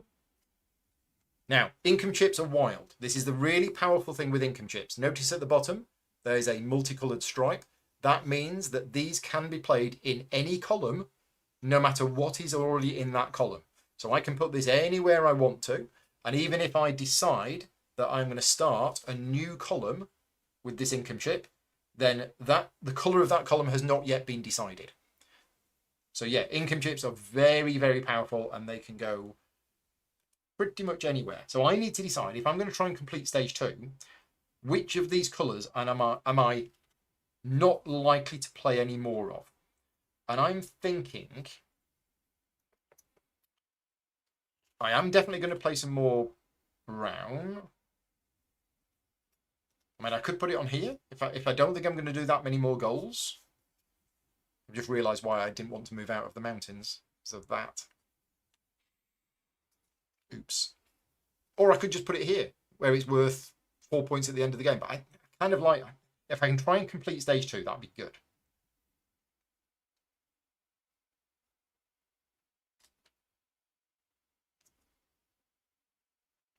Okay, let's put it... Yeah, I'm going to put it on the purple one. Okay, so it goes there. And whenever you gain an income chip, you immediately activate it. So I can make a favour check, and if I succeed, I move up on the knowledge track. Come on, knowledge. Yes, did it. Move up on the knowledge track. Yay, I've got some knowledge. Right, that's it. I did a 4 and a 3. I completed a goal. I installed a goal chip. It went there. That completed stage 1. And I flipped a module over. Yep, we're all done. Right, Vicky's last turn for Era 2. She's rolling the dice. And I've rolled a 1. So she moves up on the prestige track and removes that card from the game. That's it. That is the end of Era 2. Site phase. We have not revealed any sites. Feeding phase. Vicky's units are fed and she's going to get 2 points. I have 3 food. So all of my units are fed and I get 3 points. 2, 3. Yeah, that's that done. Event phase. So it gets colder, which means I need to spend a food or somebody dies. I'm going to spend a food. And then all civilizations with the most built boats. Nobody's built any boats, so we don't bother with doing the event at all. Scoring category. 4 points for each step of knowledge. So Vicky gets 28 points, which is -2 and then +30. But I get 4 points. There you go. Vicky is now the start player because she got most points from that scoring tile. Right, income chips. So I activate both of my income chips. This one I am going to do the favour check. I've succeeded, so I move one up on there, and I can upgrade one of my orange tiles, and I'm going to upgrade...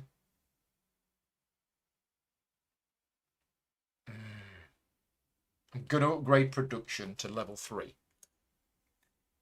And then this income chip, I can either have production, an idea, or a food. I'm going to have an idea, because I haven't got any. That's the income chips done. Statues, Vicky gets 2 points per statue, so she gets 4 points in the lead. I was definitely being a bit arrogant there, thinking I was so far ahead. But that's her best scoring tile. Yeah, when we get to prosperity, which is era 3, I'm doing all right for that. I'm really doing all right for prosperity. And she's got 4. Interesting. Refill the reset markers. Okay, we are going into age 3 of the game. New cards. So we have another event. Is it going to get colder again? Yes, it is. It's the beginning of fall. So what that means is the marker is going to go down to here and then bounce back, and somebody's going to die. And there's nothing you can do about that unless you've got certain protective cards, which I don't have. But each civilization is going to get 2 points for each of its own forest and mountain territories. Right, so we want to be in mountains and forest. And we need to take some cards. So, there. Yeah, any of these cards any good? If you spot a card that's good for me, let me know. When you first play this game, I'll be honest, in fact, my first 2 times playing this game, I had so much to think about with just the 5 cards that I started with. And if you haven't seen my other video, there is a recommended 6 fixed hands. So you don't do the drafting that I did at the start of this video. And I would recommend that you do that for at least your first 2 or 3 games. But I had so many things to consider and so much going on that I didn't really look at the new cards that came out because they were just a bit overwhelming with stuff.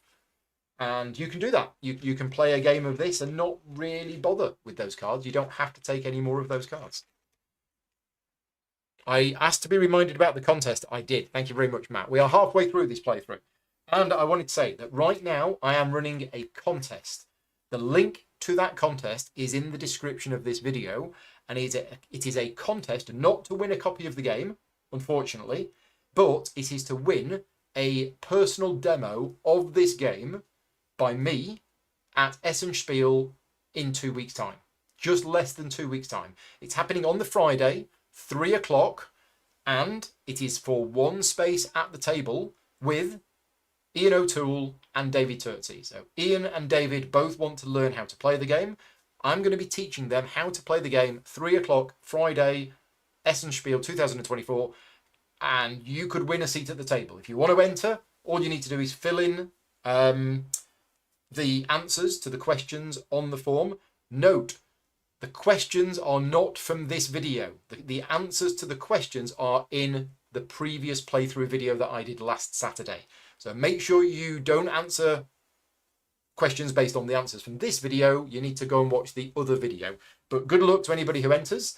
And if you are at Essen and you want to come and see me and you don't win a seat at the table on the Friday, then I will be at the Meet and Play event on the Saturday between 3 o'clock and 5 o'clock. And if you don't know what that is, then just Google it, type in Meet and Play Essen 2024, and it's a private room just off Hall 3 where there'll be a lot of content creators there, and I will be there with a number of other UK content creators, and you can come along and say hello and bring me Jaffa cakes. Right, thank you very much, Matt, for the reminder. So, where are we up to? We've done the new cards, new goals. Do I want... Oh, no, it's not me. I don't get first choice. Vicky's going to choose first. And you're going to take... Oh, I knew it. You've taken the one I wanted. You've taken the one that needs expressiveness. I could have done that. I can't do any of the others. 2 people in swamps, no chance. 2 statues, no chance. 2 stamina, No chance. Oh, you can go off some people, you know. Okay, I'm going to take the 1 for 2 stamina because that is possible. And you don't have to take a goal, but I'm going to. This is the start of Era 3. But again, do not answer the questions based on this video. You need to answer the questions based on the 3-player tutorial and playthrough video from last week. Oh, and Red Deck. Yes, good point. We are now switching, because we're playing on moderate difficulty. So we are now using the red side of the cards. Thank you for the reminder, because I would have forgotten. Right, we've done the new goals. Extra find. What do we want to find? Well, I'm in forest and desert. So we could have... I mean, I need some wood. I need some wood to play this saw. But I want to play this saw after I've played the tavern. But we also need some iron ore. Oh, we're going to need loads of stuff. And I'm going to need lots of food. Why didn't I upgrade my sustenance module? I'm going to change my mind. I'm not going to take the 2 stamina. I'm going to take the 2 statues. I'm going to slightly undo that and cheat slightly, because I've just realised I upgraded the exploration module, which means I am going to be exploring, and I hope to find the building grounds. And if I find the building grounds, I can build the statues, and the statues are going to be worth a lot of points because of my favour. There you go. Right. Extra find. What are we going to find?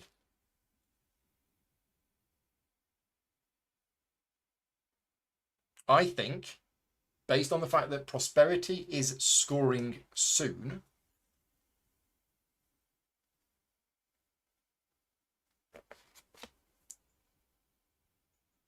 I might need the copper or the jade or the gold to build a statue. I don't know which one. So this is a little bit of a gamble and a risk. I'm going to take gold. So I found... Oh, no, I'm not in the grassland anymore. I can't find gold. And I'm not in the mountains. I'm going to find some more copper. I found some copper. There you go. Right. So, actions. And it's not me first. So here we go. We are on Vicky's first turn of the 3rd era, and we're using this. So it's the 4th era's scoring category, which is prestige. So she's going to go 1 up the prestige track, but also going to get 3 points. So 1 up the prestige track and 3 points. Zooming into the lead. Okay, my go. I've forgotten what I'm doing. I do have the salt. Maybe I wanted the salt instead of the copper. No, it's fine. It's fine. And I want to explore as well. But to explore, I need a 4 and a 1. I don't have a 4 and a 1. I've got a 5 and a 3. That's production. 5 and a 2 is procreation. But we're going to need lots of food. But also somebody's going to die. Arg.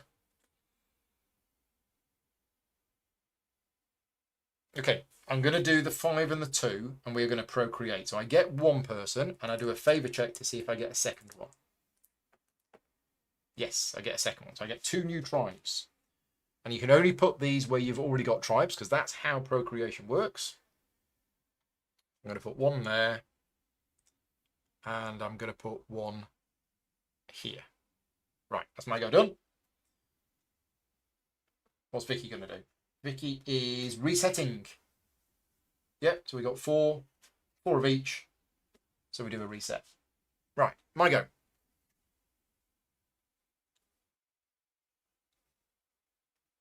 So much I want to do.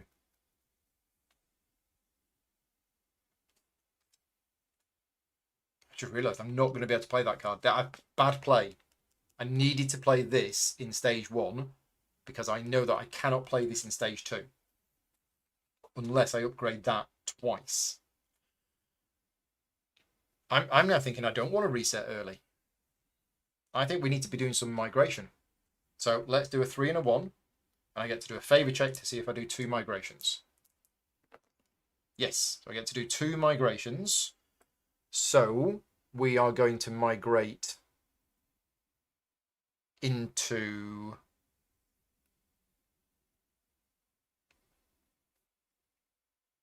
Do we go back into the mountains?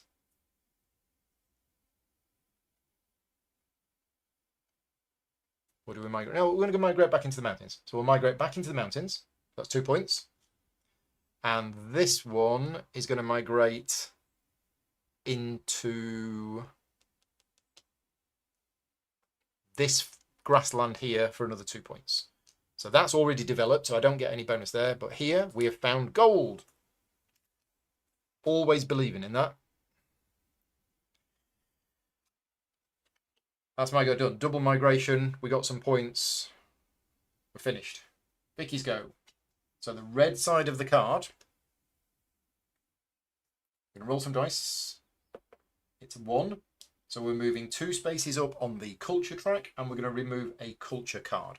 What's Matt telling me? In the Soviet Union, copper transports you. Okay. Yakov Smirnov. Did he invent the vodka? 2 steps up here. Done. Right, my go. I have to reset. So I'm going to reset. That goes to there. I'm going to re-roll. Now, do I want to keep the 1? Yes, because I want to keep the 1 for the exploration. So we're going to keep that 1 there. And we are going to do some exploration. Oh, yeah, we're definitely going to do some exploration. And I'm going to have that as food. Because otherwise we're going to be going hungry. Right, what's Vicky doing? Last card in the deck. And we're going to roll some dice. I'm going to destroy the board.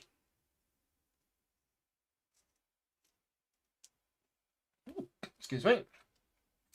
We got something new. So we have this.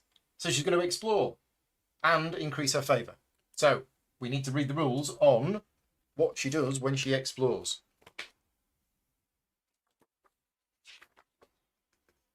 Reveal all face-down sites that are adjacent to a territory where you determine per the established rules.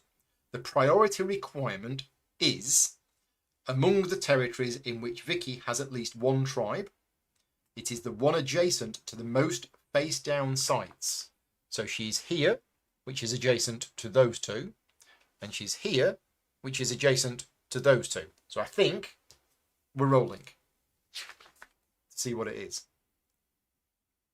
Yeah, I think that's what we're doing. Okay, so we're going to roll, and it is a 4, which is grassland. So she's exploring from here, and she explores this site, and she's found the Holy Rock, and she's also found a building ground, and she gets 3 points for that. 1, 2, 3.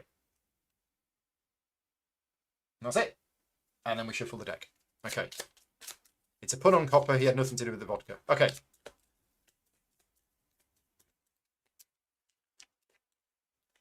You can explain it to me later, Matt. I'm a bit confused. Right. So, my go. I'm now exploring. It was my idea. I was going to do this. So we're going to use a 4 and a 1, except my explore is a super explore. I get 4 points just for doing it. I can explore all of the tiles adjacent to 1 territory and 1 more anywhere on the board. So I'm going to choose this territory. Oh, Loki's coming for cuddles. Hello, Loki. Hello. Yeah? Is it your 3 o'clock cuddles? You're late. It's 3:45. Yeah. So we're going to explore here, I think. Yes, we are. So we reveal this one. Uh-oh. This one. And this one. So, good one and a bad one. But I do get 8 points for that. So I found the Gorge of the Grimwolves, Building Ground, and Mushroom Valley. Come here, you. Oh, hello. Say hello. No, don't walk across the board. You definitely don't want to walk across the board. You sit. Hello. Look at that. Well, oh, no. No, I was pointing just to show you. It's the wolves. They come and eat your food. And this is good for hunting because there's mushrooms in their valleys. So anyway, which one do I want to reveal somewhere else? That building ground requires copper. Perfect. I think I'm going to reveal one that's nowhere near where I am, just because if it's bad, I'm not going to suffer any bad effects. It is a holy rock for an extra 2 points. That would have been good. That would have been good. Okay, so that's my exploration done. Vicky's go. We're on the red side. This era's scoring category, which is prosperity, ×2 and 3 points. So she gets 3 points and she gets 2 of these. Now, I'm going to show you this because you can see here, income chip. And it's an income chip with a cross. What that means is one of the income chips is basically just removed.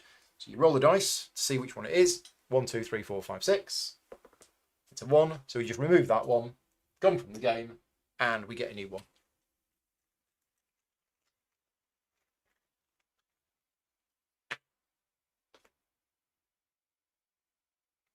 I think that's right. Let me just double check that. I remember reading that last night. Yep. Yep. Yeah. Okay. Nice and easy. Right. Oh, we want to be on forest and mountains. Oh, that's okay. Yeah, that's okay. I got a plan. I have a plan. That's Vicky done. Yeah, me. Right. So we could migrate again. I think we want to. How am I doing with my cards? I've not played any cards for a while. I want to play the tavern. And I can play the tavern, and the tavern will go there, and it'll be a stage 2 card. And that gives me a really good activity of going to the pub. But if I do that, I'm going to lose that and that. I also want to build a statue. I want to build 2 statues. We could build 2 statues of Paul right here. That's going to use both of the coppers. Sure, let's do it. I'm going to use a 6 and a 4, and we're going to build 2 buildings, and we're going to build 2 statues, 2 copper statues, and we're going to build them there.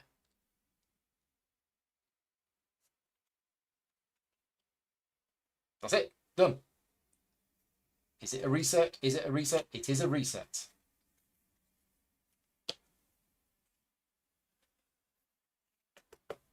Migrate can leave you access to building. Yes. Yeah. No, we're okay. I think we're okay. Right. So I've got a 4 and a 3. That could be to complete that. Yeah, let's do it. 4 and a 3. Planning. Complete this goal. Have 2 statues. I have 2 statues. I flip it over. I put it there. And I upgrade one of my modules. And I'm going to upgrade the sustenance module because I'm going to need lots of food. That's my go done. Vicky's go. We're on the red line. It's a 3. So it's 1 up on the technology track and 3 points. 2, 3. Okay, my go. You can see how it's starting to go quite smoothly now. I have a 2 and I've got no focus. So I have to reset. I'm going to roll these dice. I've lost some dice. What have I done? I think I've accidentally taken 2 dice and put them somewhere else.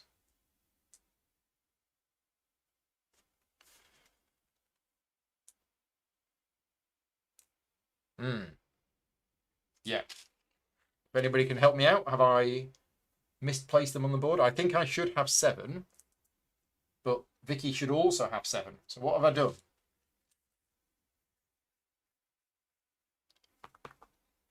I've lost the die somewhere. Oh, there was that. Right, yeah. I must have taken my 2 dice and put them there. I'm still resetting.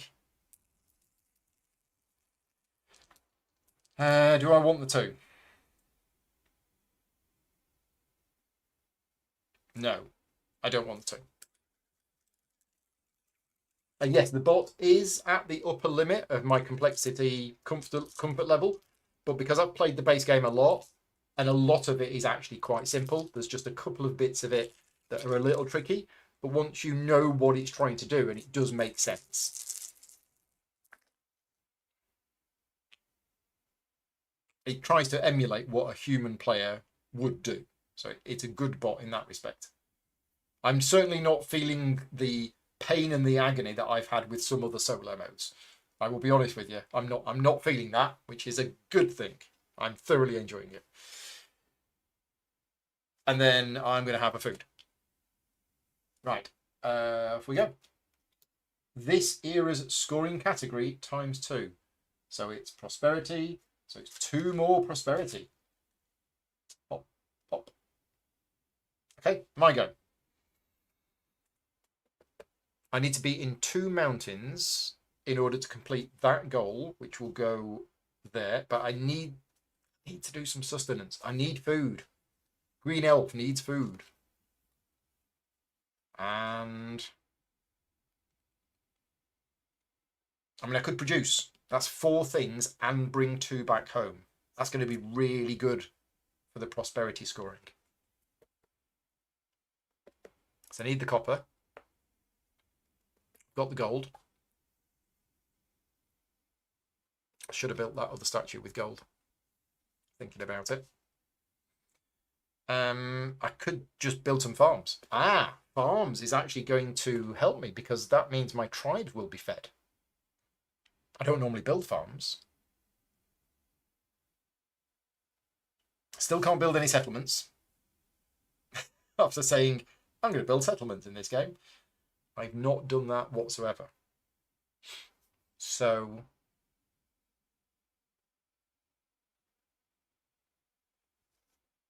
and if we migrate out of there and there, then I'm not going to be affected by the wolves.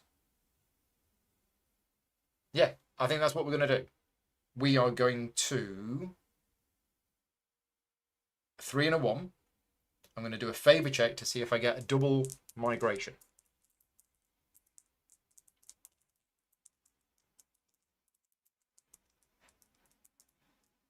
Renee's here. Hi, Renee. Yes, VICI, which is Vicky. I've done the favor check, which means, yes, just I get to do 2 migrations. So we are going to run away from here into the mountains, which gets me 2 points. And we have found some stone. And I'm going to run away from here into the swamp, which gets me 2 points.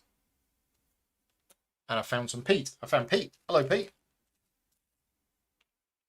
Makes me want to play Fields of Arla. Maybe I'll play that tonight. Okay, so we're done. We've done a double migration. We've run around. We're now no longer next to the Grimwolf, so they're not going to steal my food. It is Vicky's go. Vicky is... Oh, finally! She's doing something. Okay, so I've rolled a 6, which means we're going to migrate, procreate, and get a provision. In fact, that's really interesting. These are actually, they're all the same. So you didn't really need to roll a dice for this one because everything is the same. Okay, so we're going to just have a pause now because there are some new rules. The first one is migration. And you do the actions from left to right in order. So we perform 1 migration for Vicky by carrying out these steps in order. 1, check whether, and this is all printed on here, check whether there is any territory where Vicky has at least 2 tribes. No. Of which at least 1 is strong. No. If there isn't, then perform 1 procreation before moving on to step 2. So she gets a free procreation first. So we'll do that. See the previous page. Procreation. Perform 1 procreation for Vicky by determining a territory for that procreation. The priority requirement is that Vicky has at least 1 tribe there, and there is at least 1 free encampment. So both of these are eligible territories. So we roll the die. It's a 1, so it's forest, which is there. So she's going to procreate there, which goes onto the fire encampment if it's available, which it is. So that's 1 point. Use the priority table. So there's a big priority table here to determine which encampment she places it on. But basically, if the fire encampment is free, she places it on the fire encampment. Right. So that was the free procreation. Check after each procreation that you carry out for Vicky whether all encampments in all territories are solely occupied by her own tribes. If so, immediately perform one migration. Oh. So as soon as she procreates, if she fills an area and has sole occupation, she gets a free migration. She doesn't. Now we do the actual migration. So determine an initial territory, which we're going to call territory X, as per the established rules. The priority requirement is one in which she has at least 2 tribes, one of which is strong. So she's migrating from here. There is no choice. Determine an arrival territory, which is territory Y. That should be destination territory, really. The priority requirement for that territory is it's a land territory adjacent to territory X. However, of these territories, only the ones with Vicky's fewest tribes are actually eligible. So if there are any territories where she has no tribes, these are considered the ones with the fewest. So from here, she can migrate to either these hills, this grassland, or this mountain. Next, it says it doesn't matter whether you have any tribes there. Determine one of Vicky's strong tribes in the territory to migrate using the priority list from wilderness first, from a fire encampment, and from any camp. So she always migrates from the fire encampment. So we've done that. And then we move the determined strong tribe into territory Y, settling it on an encampment using the priority table here. So she goes... Oh, we've not determined where she's going to go yet, have we? We need to roll.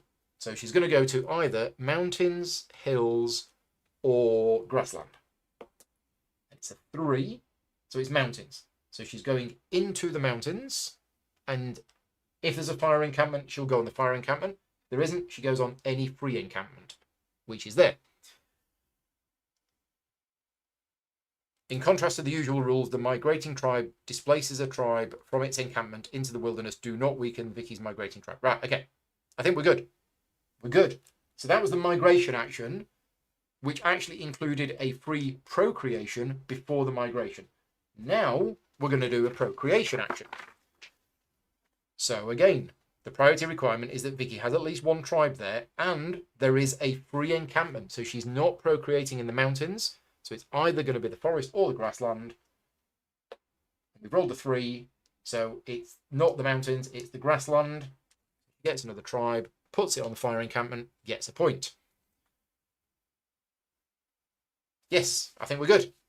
Right, then, after all of that, she's going to perform a provision action. So determine a territory in which she has at least 1 tribe.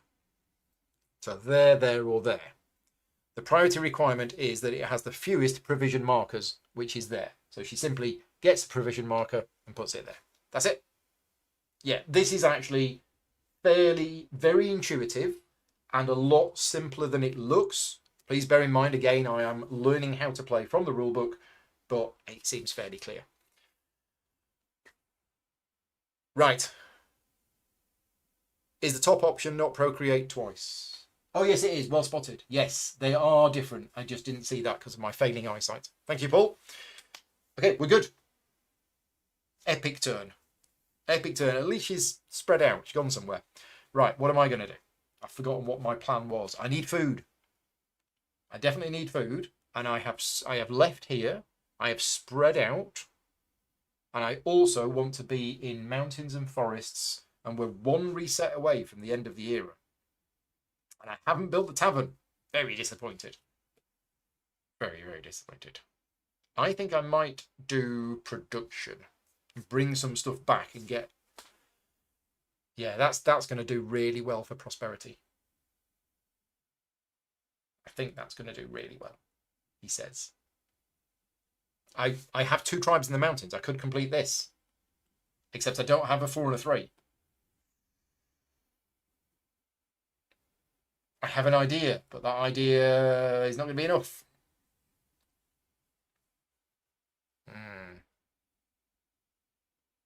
Well, I can't reset, so I'm going to do something. It's just... what am I going to do? don't think I want to sleep. I could play the tavern.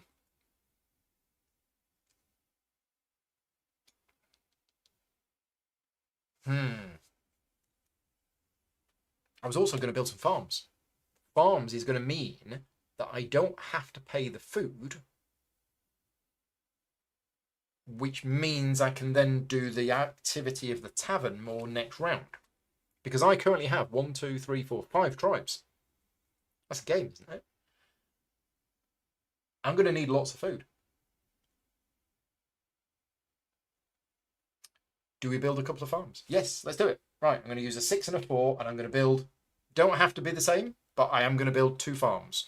Each farm you build gets an idea, because that's what happens when you build farms. So we're going to build a farm.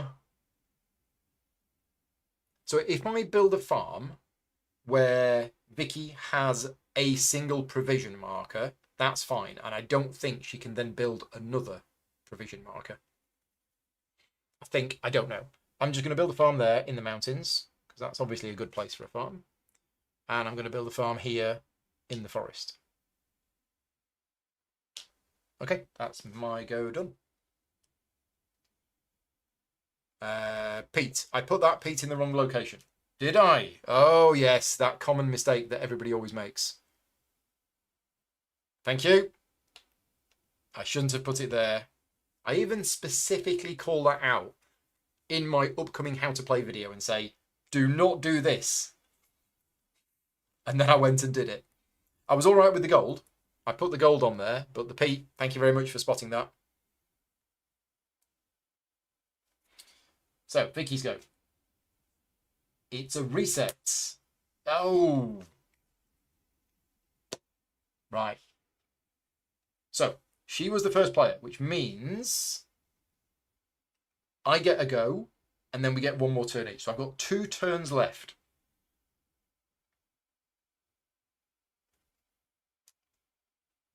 I really want to do sustenance, but I want to upgrade it before I do it. And I don't think I can. Not with 2 turns left. They're fed and they're fed. So actually, I only have 3 tribes, and one of them's going to die anyway. So I feed 2 of the tribes, one of them goes weak, and then that's the one that dies. It's not too bad. Sorry about that tribe that's going to die soon. But I'm in forest and I'm in mountains. I'm going to get loads of stuff.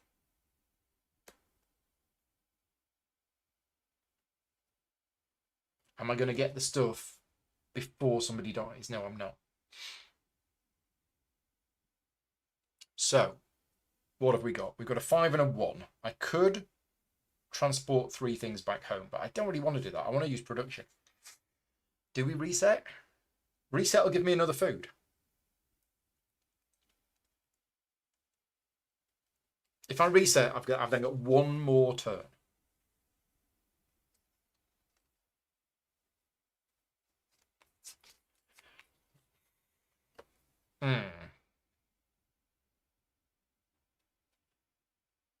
So my options are reset. Actually, I've got 3 ideas. I can pretty much do whatever I want.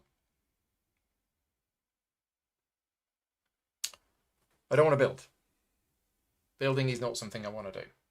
Do I want to play... Can't play that. I could play this. It means my statues are going to be worth more points.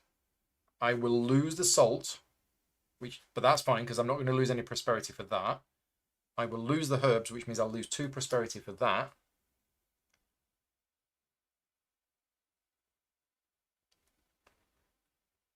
Tell you what, I'm tempted to produce. But I have 2 turns left. I have this turn and then next turn.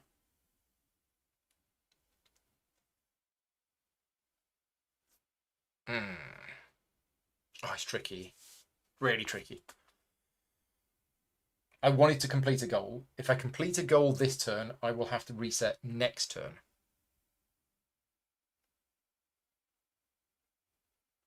Okay, I'm going to reset. So I'm going to roll these dice. Now, these. I want 4s and 3s. But I think I want to keep... Do I want to keep both of these 5s? I'm going to keep one of those 5s. I'm going to roll the other one. Okay.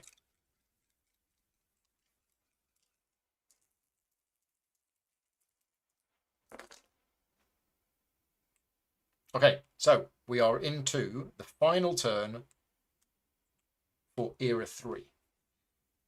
Vicky is each of the 3 scoring categories with tiles in the final scoring area from left to right. So she's going to move 1 up on there. She's going to move 1 up on there. And she's going to gain a evolution. And then get 3 points. Right, so my final turn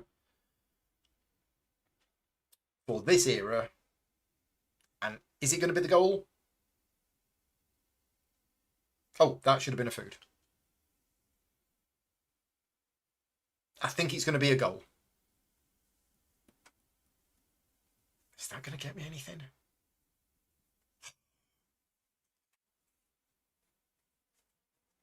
I'm just going to do it. I'm going to do it.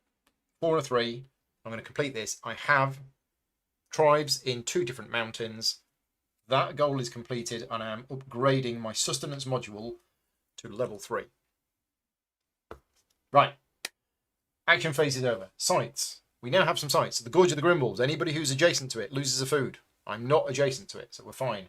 We have no glaciers. We have no mystic oaks. Feeding phase. I have 1, 2, 3. These 2 are automatically fed by farms, but I'm going to be clever here. I'm only going to feed 2 of them because one of them is going to die anyway. So turn that one down. Sorry, mate. Vicky doesn't need to feed this because there's 2 markers there. Doesn't need to feed that. Doesn't need to feed that. So she's all fine. I don't know what happens if she was short of food, but we don't need to look at that. Points for tribes. She's getting 4. I'm getting 4 because that tribe doesn't score. Next, we go into the weather. So the weather drops down to here. We both lose a tribe. Well, sorry, I lose a tribe. Vicky's unaffected by the weather. And then it goes back to there. That tribe dies. I could save the tribe by using Deus Ex Machina. Do I want to do that? Actually, yeah, let's do it. I've forgotten that rule.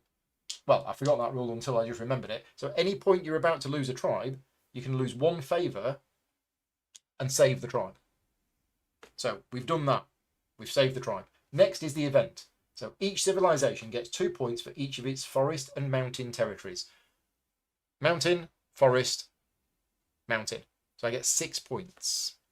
And in each of those territories, I produce a resource. So we got some stone there, we got some oil there, and we got some jade in here. Now, what does Vicky get for that? She is in forest, she is in mountains, so I assume she's going to get 4 points. But how does the resources work? F18. Let's see what it says. F18. Beginning of fall. Okay. See what it says in here. Do you want to feed them if you're saving them?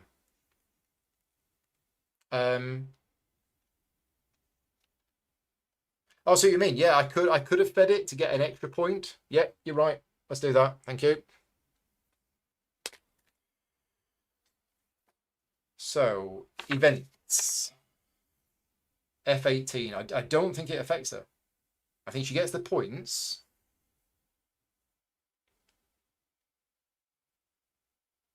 Carry out the phase as normal. Vicky's never affected by the weather, nor gets any bonuses for events. Okay, she doesn't. So she doesn't get it. Oh yeah, it's... We look at what she's got to compare to me. Right, okay. So we've done that, we've done that. Scoring category. The scoring category is prosperity.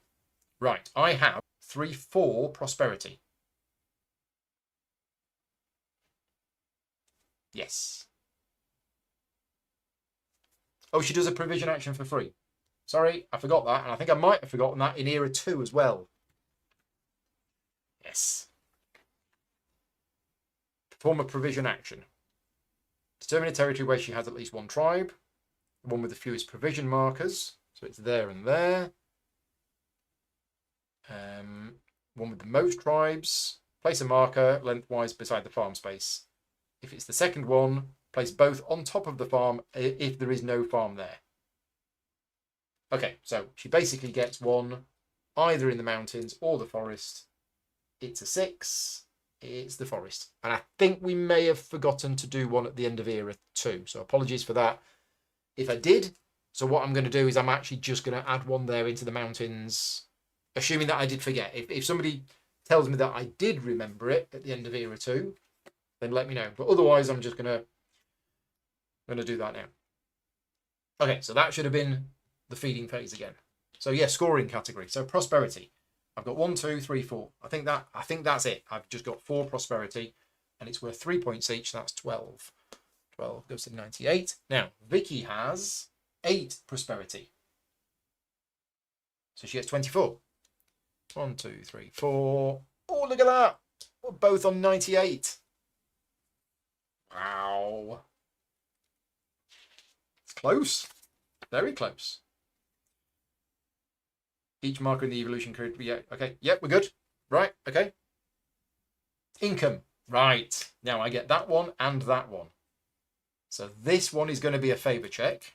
But my favour's reduced now, so I need 1 to 3s. Got it. So my knowledge goes up by 1.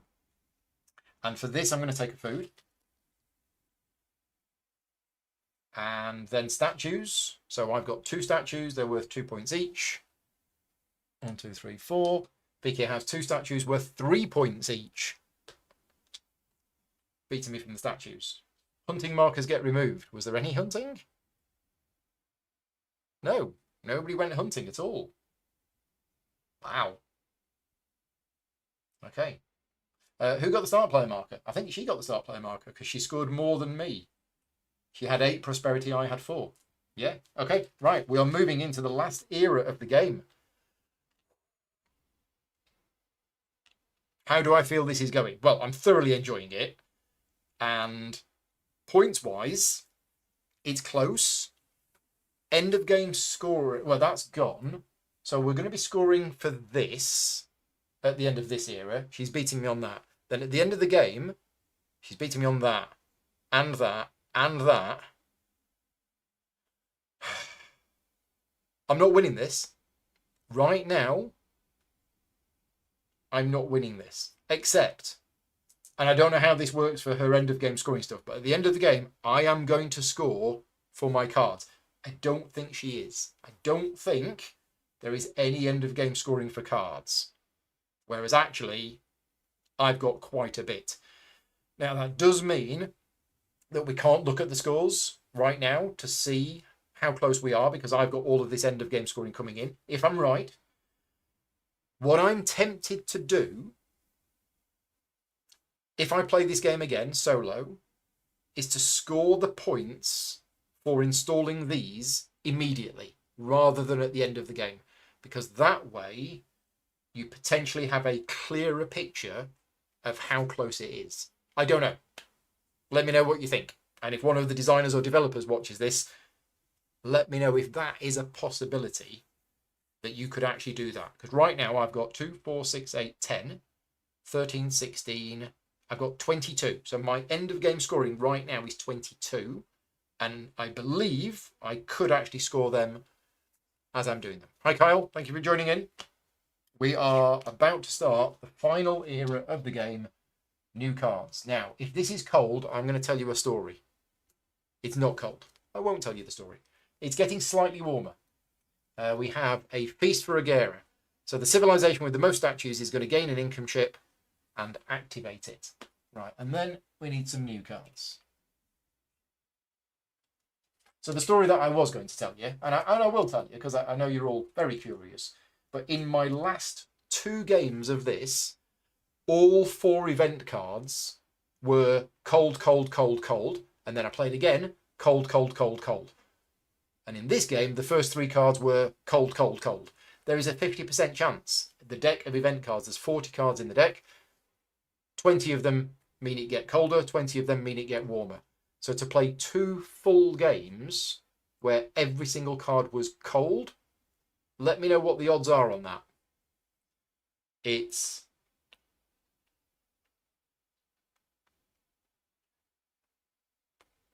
less than 1%.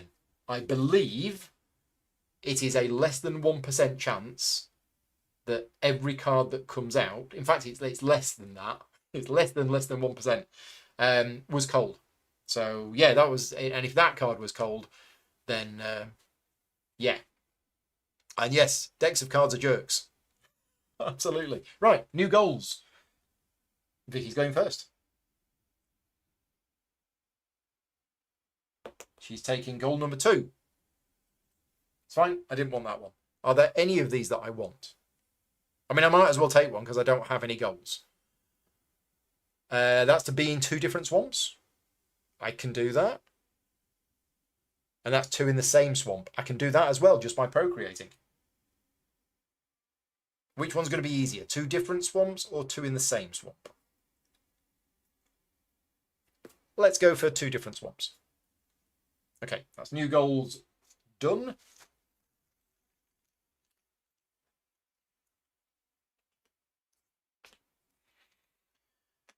Next, we have an extra find. So I'm in desert, mountains, forest, and swamp. So what do I want? Desert, mountains, forest, and swamp. Well, do we take the wood? I need the wood to play this. Yeah, I'm going to take the wood. I found some wood. Yay. Action phase. Vicky's going to go first. It is a 3. So she's gaining 1 prosperity and 3 points. 1 prosperity, 3 points, 2, 3, and she's removing an income chip. And the income chip she removes is the middle one. That is gone. We get a new one.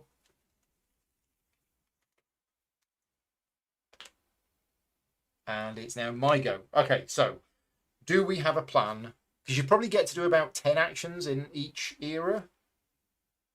Do I have a plan? I've got to build the tavern. I absolutely need to build this tavern. I could go exploring. Exploring's good. I like exploring. Exploring is points. We're going to explore. So I get to explore everything around one particular place that I'm in, and then one more. So I'm going to explore everything around this desert, which is this one, Mystic Oak, this one, Glacier, and this one, a volcano. Unfortunately, the volcano burns down the farm, and you can now not build farms next to it. Okay, so that's 4, 8, 9 points, plus the 4 points for my upgraded exploration, and then I get to do 1 more anywhere on the board. I'm going to take this one. It's another Mushroom Valley for another 2 points. Okay, happy with that. Did some exploring, found some stuff, got some points. Vicky is the 4th era's scoring category, which is that. So she does that once and gets 3 points. 1, 2, 3, and moves that up to there. Okay, back to me. I have a 5, a 2, and a 1. I've not found any other building grounds. Oh, well, there's one here.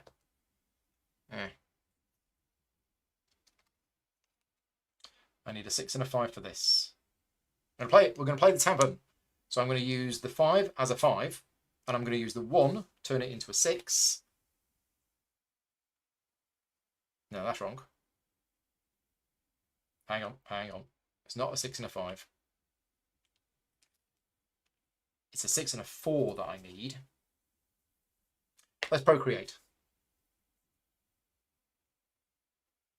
Yeah, let's do it. I'm going to procreate. So a 5 and a 2. I'm going to make a favor check.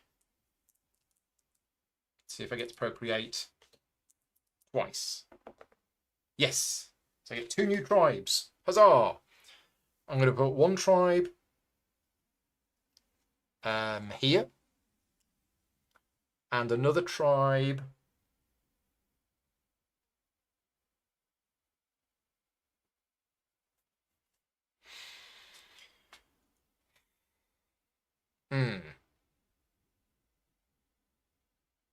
here, which gets a point.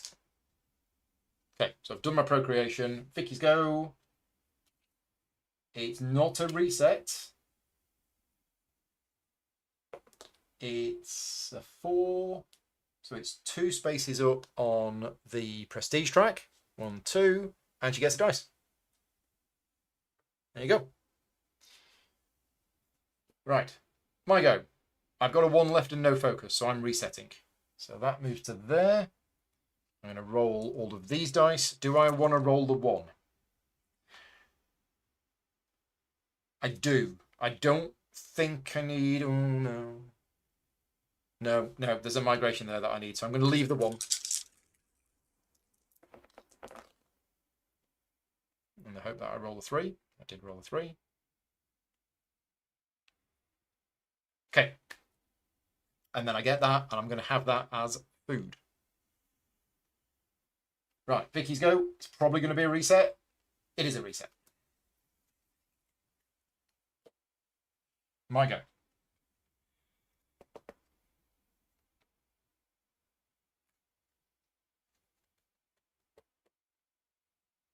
I'm going to do the 4 and the 2. We're going to do Super Sustenance. It's Super Sustenance Sunday, and I get to go hunting in 2 different areas. So we're going to go hunting in this forest here, and, in fact, I'm not in very good places. I'm going to go hunting in this swamp, which might sound terrible, but it's next to Mushroom Valley. So, first hunting in the forest. Roll the favour dice. Sorry, the fate dice. A 1 and a 3 on a forest. 3 is 3 food. So 1, 2, 3. Nom nom nom. Right, and then down in the swamp. Ugh. 6 is in the swamp is terrible. So I'm going to use one idea to turn a 6 into a 5, which is 2 food plus 1 for the Mushroom Valley. So I get 3 more food. 1, 2, 3. Well, that should be the food situation sorted. Right, Vicky is the next era's scoring category, or if it's era 4 instead, she just gets 7 points. 7 points. Done. Easy. Simples. My go.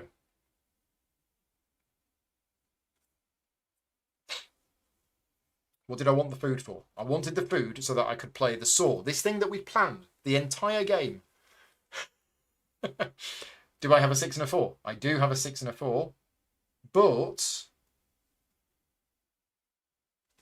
see, this is interesting. With an upgraded level 3, I can actually play 2 cards. So I might... Do I want to take the stable? If I take the stable, then I won't be able to play the saw.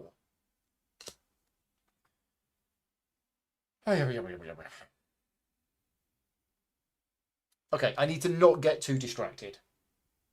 But it would be another blue card. It would be another 4 points. It would be another favour.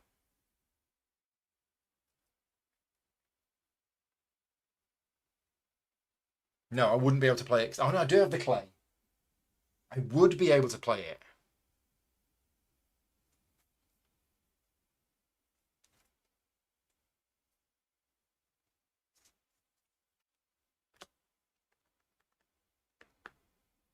I'm going to do it. I am going to do it. I'm going to use an idea to turn a 3 into a 2.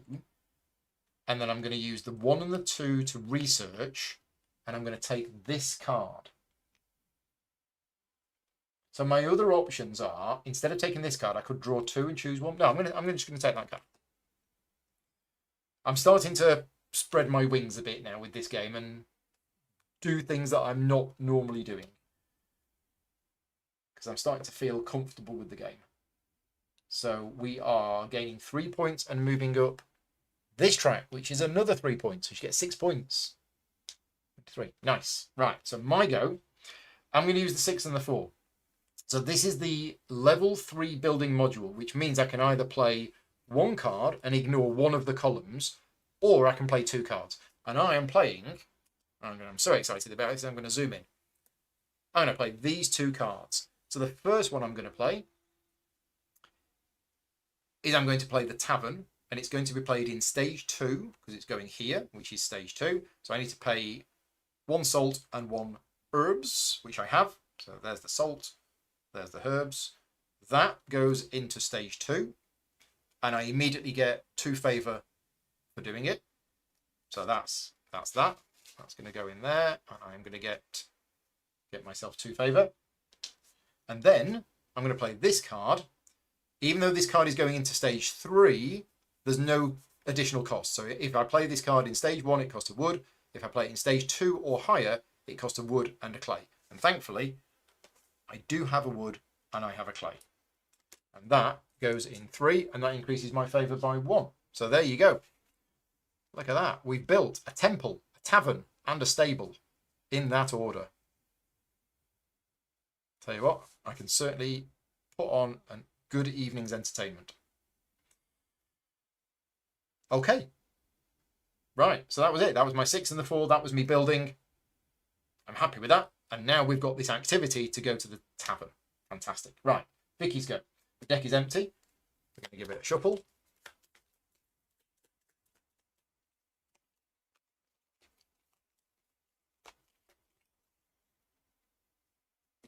And off we go. It's not a reset. Nope. So red dice. It's a 2. It's procreation, procreation, and provision. So let's go through this again, because this is probably the most complicated action. Procreation. Determine a territory for that procreation. Priority requirement is one where she has at least 1 tribe and there is at least 1 free encampment. So no, no, and yes. So there is no choice. The extra tribe goes here. But then it says, important, check after each procreation that you carry out for Vicky whether all encampments in all territories where Vicky has tribes are solely occupied by Vicky's own tribes. Okay, all encampments in all territories. So it's not. She's got all encampments here, but she doesn't have them all here, or she doesn't have them all here. If she did, she would get a free migration. But she doesn't. So that's the first procreation. The second procreation, there is no priority requirement. Well, sorry, no territory meets the priority requirement where she has at least 1 tribe and there is at least a free encampment. So what we do is we go to the next layer, which is the minimum requirement, which is a territory where she has at least 1 tribe. So now we need to determine, because this is either here or here or here. And it's a 6, which is desert. No, we go clockwise. Forest, here. So this is where she's procreating. And at this point, she procreates even though there is no free encampment. But we use the priority table on the display cards to determine the encampment, which is here. So a free fire encampment, no. Any free encampment, no. A fire encampment with one of my tribes, yes. So she kicks me out into the wilderness, goes on there, gets a point, and it says, in contrast to the usual rules, if Vicky's new tribe displaces a tribe from its encampment into the wilderness, do not weaken the new tribe, because she's a big cheat. There you go. I think that's the double procreation done. We then have the provision marker, but she doesn't place one because there is nowhere where she has tribes which doesn't already have a double provision marker. So I don't think we do one. Yeah, I don't think we do. Right, that's it. Done. Boom. My go. I have to reset. I have no choice. I'm going to roll these dice. Do I want to keep the 5? I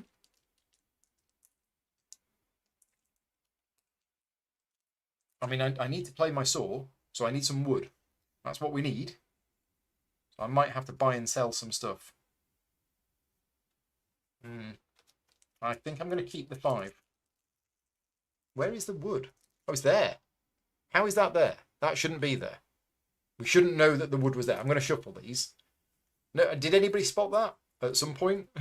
that wood tile was face up and shouldn't have been face up? So we don't know where the wood is. It's either there or it's there. Because nobody's ever been in there, so that shouldn't have been face up. Okay, so I've reset. Now, at this point, I don't need this as food. So I'm actually going to take that as an idea. Because we have loads of food now. Oh, well. We didn't want big numbers.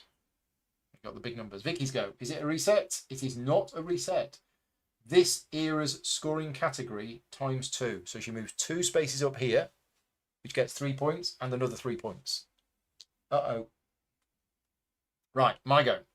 How are we doing? We've not got long left. Game's almost at an end. Have we accomplished anything that we wanted to do? Well, bits.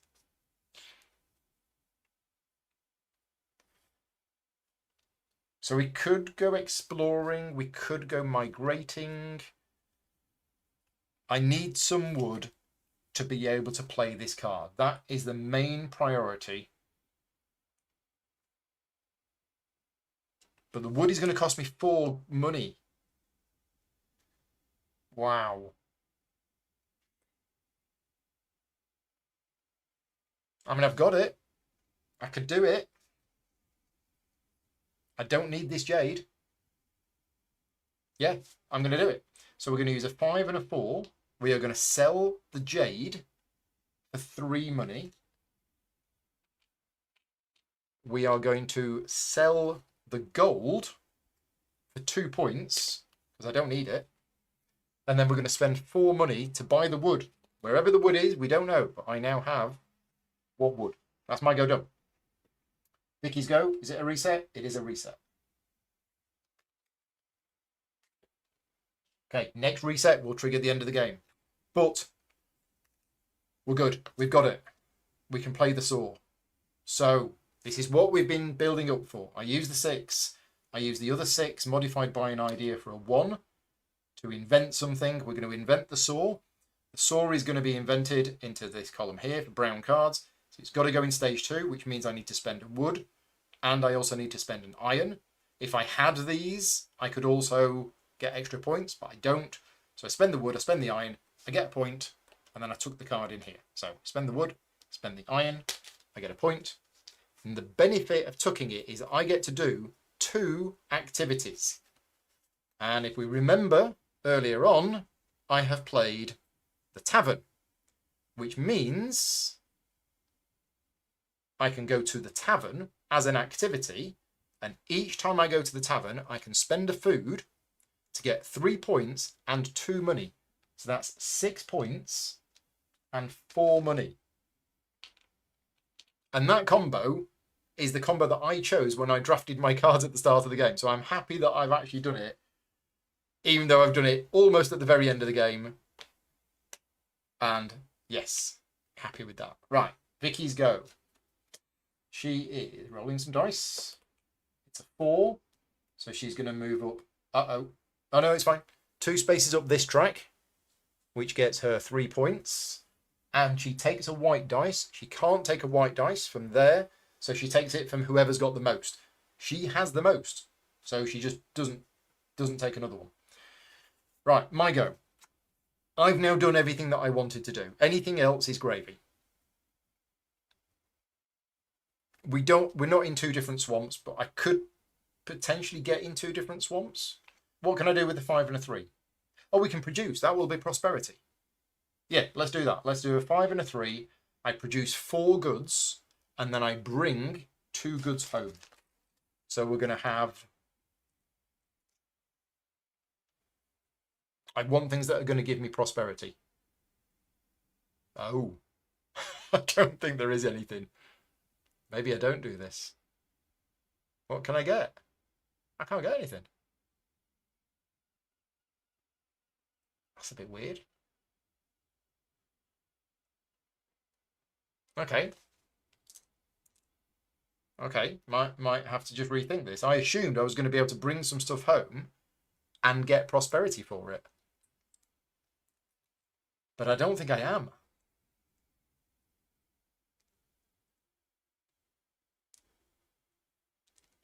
No.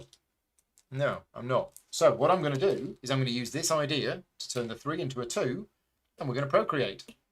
So I make a favour check, which automatically succeeds because I'm super, super famer. So I get 2 new tribes. So I'm going to put a tribe in here, kicking that one out, which gets me a point, and that tribe is now weak. And I'm going to put another tribe in here. Sure. I should have taken the other goal. Right, Vicky's go. This era's scoring category times 2, so she moves 2 spaces up here. Oh, wow. So that's 1, 2. So she gets 5 points. 1, 2, 3, 4, 5. Okay, that's that done. My go, I have to reset. That triggers the end. We get 1 more go each. Which last action am I going to do? What is the last action that I want to do in this game? I don't honestly know. I've got no resources. It's probably going to be explore, because that's going to get me some points. Am I going to do any of these? No. So I will re-roll the 5. Okay, so Florian says, Vicky has no tech cards, but will score so many points on the tracks. Yes. Paul Kelly says, the bit about provision markers was just that if she ended up with 2, she covered the farm space. Yeah, that's true. Build statues? Could I build statues? I can't. I'm not next to this building ground. And I'm not next to this building ground. And I've already built 2 statues here. So I can't build statues.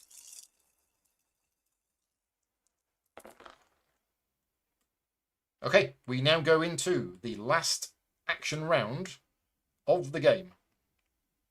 Vicky's last action is build a statue. So she's building a statue and she moves up 1 on the favour track. There you go. Right. So my final action, what am I going to do?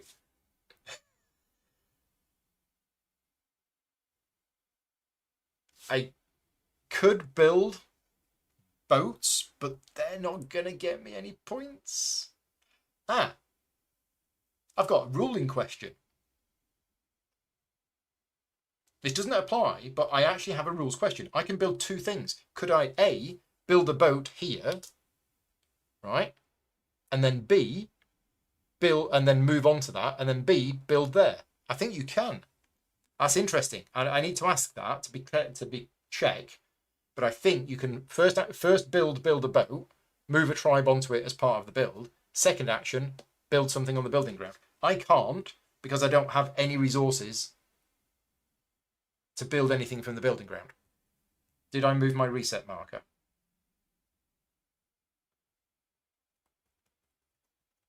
Not sure what you mean, Alan.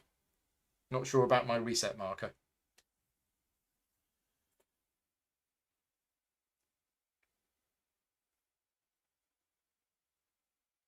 You mean my idea? Do I have any ideas?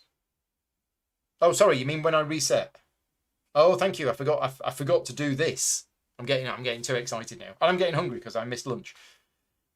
Yeah, so when I reset, I should have moved that down, which means, can I have a food or an idea? Okay, thank you. That reset marker. Anyway, so it's my turn in the last turn of the game, and I think the best thing I can do for the most points is explore, or I could migrate. Because I've got 2 people in here, 2 people in here, 3 people in here, and if I migrated, I would get 2 points for every additional territory that I'm in, and I'd get 2 points for going into there. So I could migrate from there into there and from there into there. That would get me 4 points. That would be an 8-point move. This is better. This is definitely better. The danger is that I find something nasty. But, oh, is it better? No, it is. It is. So we're going to explore. Final action of the game. We're going to explore. I'll have my 4 points now. I'm going to choose this mountains here. So I'm going to explore this one for 1 point, and this one for another 2 points. That's another 3. And then I've got one more tile that I can reveal anywhere on the board, and I'm going to reveal this one, and this is 1 point. So actually it worked out exactly the same. It was an 8-point move either way. Derek's popped in. Hi Derek, thank you very much for joining. We're just about to finish this game. That is it. That is my final action of the game. We did some exploring, we found some stuff, and none of it's going to hurt me, which is good. Now, that Glacier is going to hurt me and that Mystic Oak is going to hurt me, but we'll get to them in a minute. Right, action phase is done. Gorge of the Grimwolves. Is anybody next to the Grimwolves? No. No food is stolen. Glacier. Somebody gets very tired. Done. Mystic Oak. I get 2 points for being in the desert next to the Mystic Oak. Right, next, feeding phase. We'll remember it this time. At the start of the feeding phase, Vicky gets a provision, but doesn't have any. So I think she's fine, because they're all fed. They're all fed. They're all fed. She's fine. I have 2 people I need to feed here. Don't need to feed them, but I'm going to. 2 that I'm going to feed there. What's happening with the weather? The weather's getting warmer, so that's fine. I've got a farm here, which means that one's fed, but I need to pay 1 food for that. I need to pay 1 food, otherwise that one dies. And I won't feed this one, which means it gets very tired. Okay. Food has been paid. 1 point for each strong tribe. 1, 2, 3, 4, 5. I'm not sure how that got weak, but it is. 1, 2, 3, 4, 5, 6. I have 6 points. Okay. That's that done. That's that done. Next, the event. Sorry, not the event, the weather. So the weather moves up to there. It's raining, so we can do an activity. Okay, slight undo.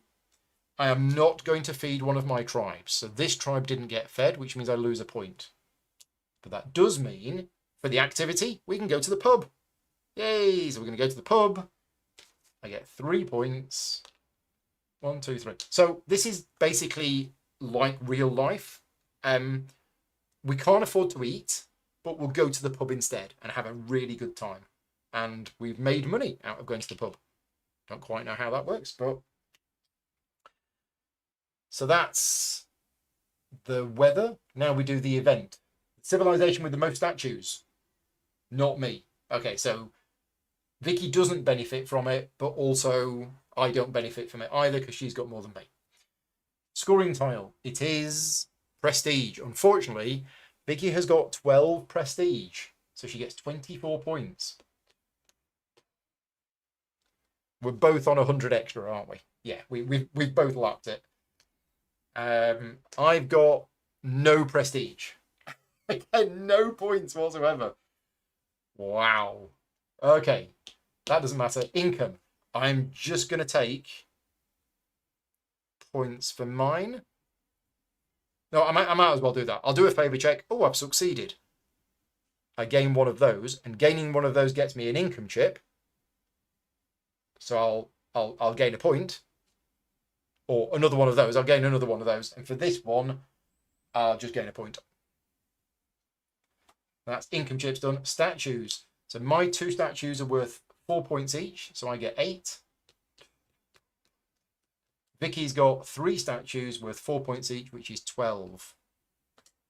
There you go. Yes, money from the pub fruit machine.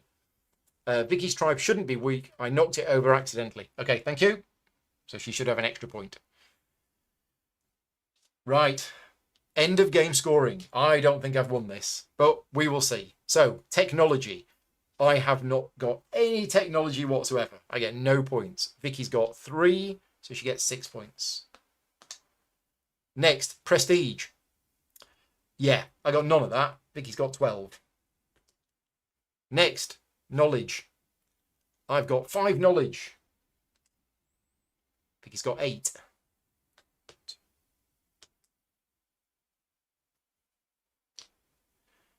Next, construction. Yay, I've got better than her. I get 6. And she's got 3. 1, 2, 3. Right, culture is worth double. So we both get 10 points. Right, evolution times 2. She's got 5 of them, so she gets 10 points. I've got 3 of them. I get 6. Prosperity. Uh-oh. She's got 9 prosperity at times 1, so she gets 9. I've got 3 prosperity. You know that feeling when something is slipping away? Right, tribes, whether they're standing or lying down.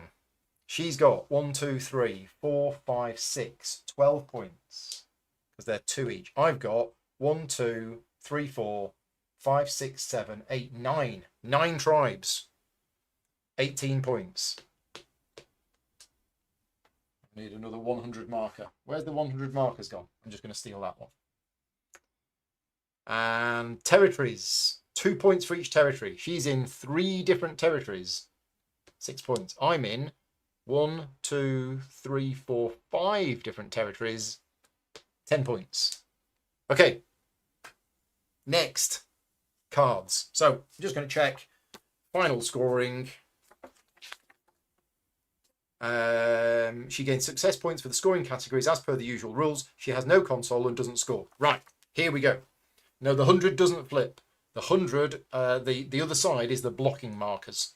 It's fine, you get enough of them. So, 2, 4, 6, 8, 10. 3, 6, 9, 12, 15, 18. I didn't complete stage 2.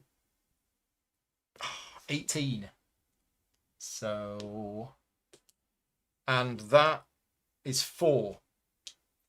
And then any scoring cards? No. What a game. 256 plays 245.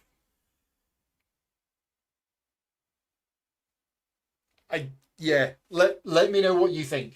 It's difficult for me because, as I mentioned at the start, I have created some sponsored videos for this game, and I am currently being paid by Pegasus North America to create the official how to play video for this game. So I am professionally involved in this game. I had nothing to do with the design or the development. I had nothing to do with the rulebook, but I am being paid to make videos on this game. Today's video is not sponsored. I have done today's video thanks to the support of my Patreon campaign. So if you are one of my Patreon supporters, a huge thank you to you for supporting me and helping me continue to do what I do. And if you are not a Patreon supporter and you want to become a Patreon supporter, you can do so at patreon.com/gaming rules. But because this is not a sponsored playthrough video, you might think, well, I can be absolutely honest and I can share my thoughts on it. But there is a thing out there that if I've been paid to make other videos, then sharing my opinions in some videos might be seen as wrong. Screw that. This game was fantastic. I loved it. I mean, I love this game anyway, right? I have said that. This is one of my favourite games that have come out this year. Almost my favourite game. Galactic Cruise is my favourite game of this year, but this is so much fun to play. It's just this massive sandbox of everything that you can do. And it is heavy, don't get me wrong. The how to play video for this game is going to come in at 1 hour 15 minutes. This is a heavy game. There's a lot of rules. There's a lot going on. But once you have played it a few times, it's just so enjoyable. It's so much fun to play. There are so many different routes that you can take, and every game will play out differently because of the cards that you get, the events that come out, just everything that happens in the game. Playing a completely random setup has been great. It's been really interesting, and it's just meant, yeah, it's been a thoroughly enjoyable experience. As I mentioned at the start, I have been learning the game today pretty much from the rulebook. I had a quick read through it of last night, but other than that, we've learned it together. So for those of you that have been with me since the start of this stream, thank you very much for helping me learn how to play the game. It is at the upper limit of what I would enjoy from a complexity stage. 80% of the actions that the AI does are very simple. What's it going to do? Oh, it's going to move up a track. Oh, it's going to build a statue. Oh, it's going to do that. Dead simple. The only part where it does get a little complex is, oh, it's going to migrate. Where is it going to migrate from? Right? Determine that. Where's it going to migrate to? Determine that. That's the only bit which is outside of my comfort zone of complexity. But it's worth it for the rest of the game. Yeah, this was really good. I don't know what time it is. 5 o'clock. I said to Vicky I might be about 2 hours. So yeah, I don't want to harp on about it too much, but I've basically given up my afternoon today on a weekend to bring you this video. And as I say, it's not paid for, but my Patreon support means that I can do things like this. And it's been thoroughly enjoyable. I've really enjoyed it. The biggest problem with this game is that I just want to play it again straight away, because I'll play it again and I'll have a new set of cards and I'll have a new map and I'll do something different. And one of these days, I'm actually going to build some settlements, because every time I play this game, I never seem to get round to building any settlements. It's just, even on games where I go into it saying, oh, I'm going to build some settlements this game, I never seem to. I was hindered a little bit in this game because I didn't find where the papyrus was, and you need the papyrus to build these two settlements. You don't have to build these two first. You can build any of them, but these other ones are expensive. But I'm happy with what I did. I invented the saw. We went to the tavern multiple times. That worked. That getting lots of food, upgrading the sustenance module, that was a little thing that I said I'm going to try and do this by the end of the game, and I did manage to. So yeah, we are all good. Thank you very much to everybody who has been watching me today. I hope you found it useful. If you're watching this back afterwards, please give the video a thumbs up and leave me a comment, because those always help. And just a quick reminder, if you are going to Essen Spiel, Deep Print Games will be running demos of this game there. And on the Friday afternoon at 3 o'clock, I will be running a demo of this game for Ian O'Toole and David Turtsey and one other person. And you could be that one other person. To enter the contest, there is a link to the contest in the description of this video. But the answers that you will need are not in this video. You need to go back to my video from last week, which was a 3-player tutorial and playthrough, and the answers will be there. So good luck if you're entering the contest. And if you are going to Essen Spiel and you don't win the contest, but you want to come and say hi to me, then I will be at the Meet and Play event on Saturday from 3 o'clock till 5 o'clock. And if you don't know what that is, just Google Meet and Play event at Essen and you'll find out where it is, and I will be there. But for now, I'm going to disappear and go and get some food, because I'm very, very hungry. But it's been really enjoyable. I will be back next week with some more videos. Got lots more videos coming next week before I then head off to Essen. Thanks very much for watching, everybody. Take care. I'll see you next time. Bye-bye.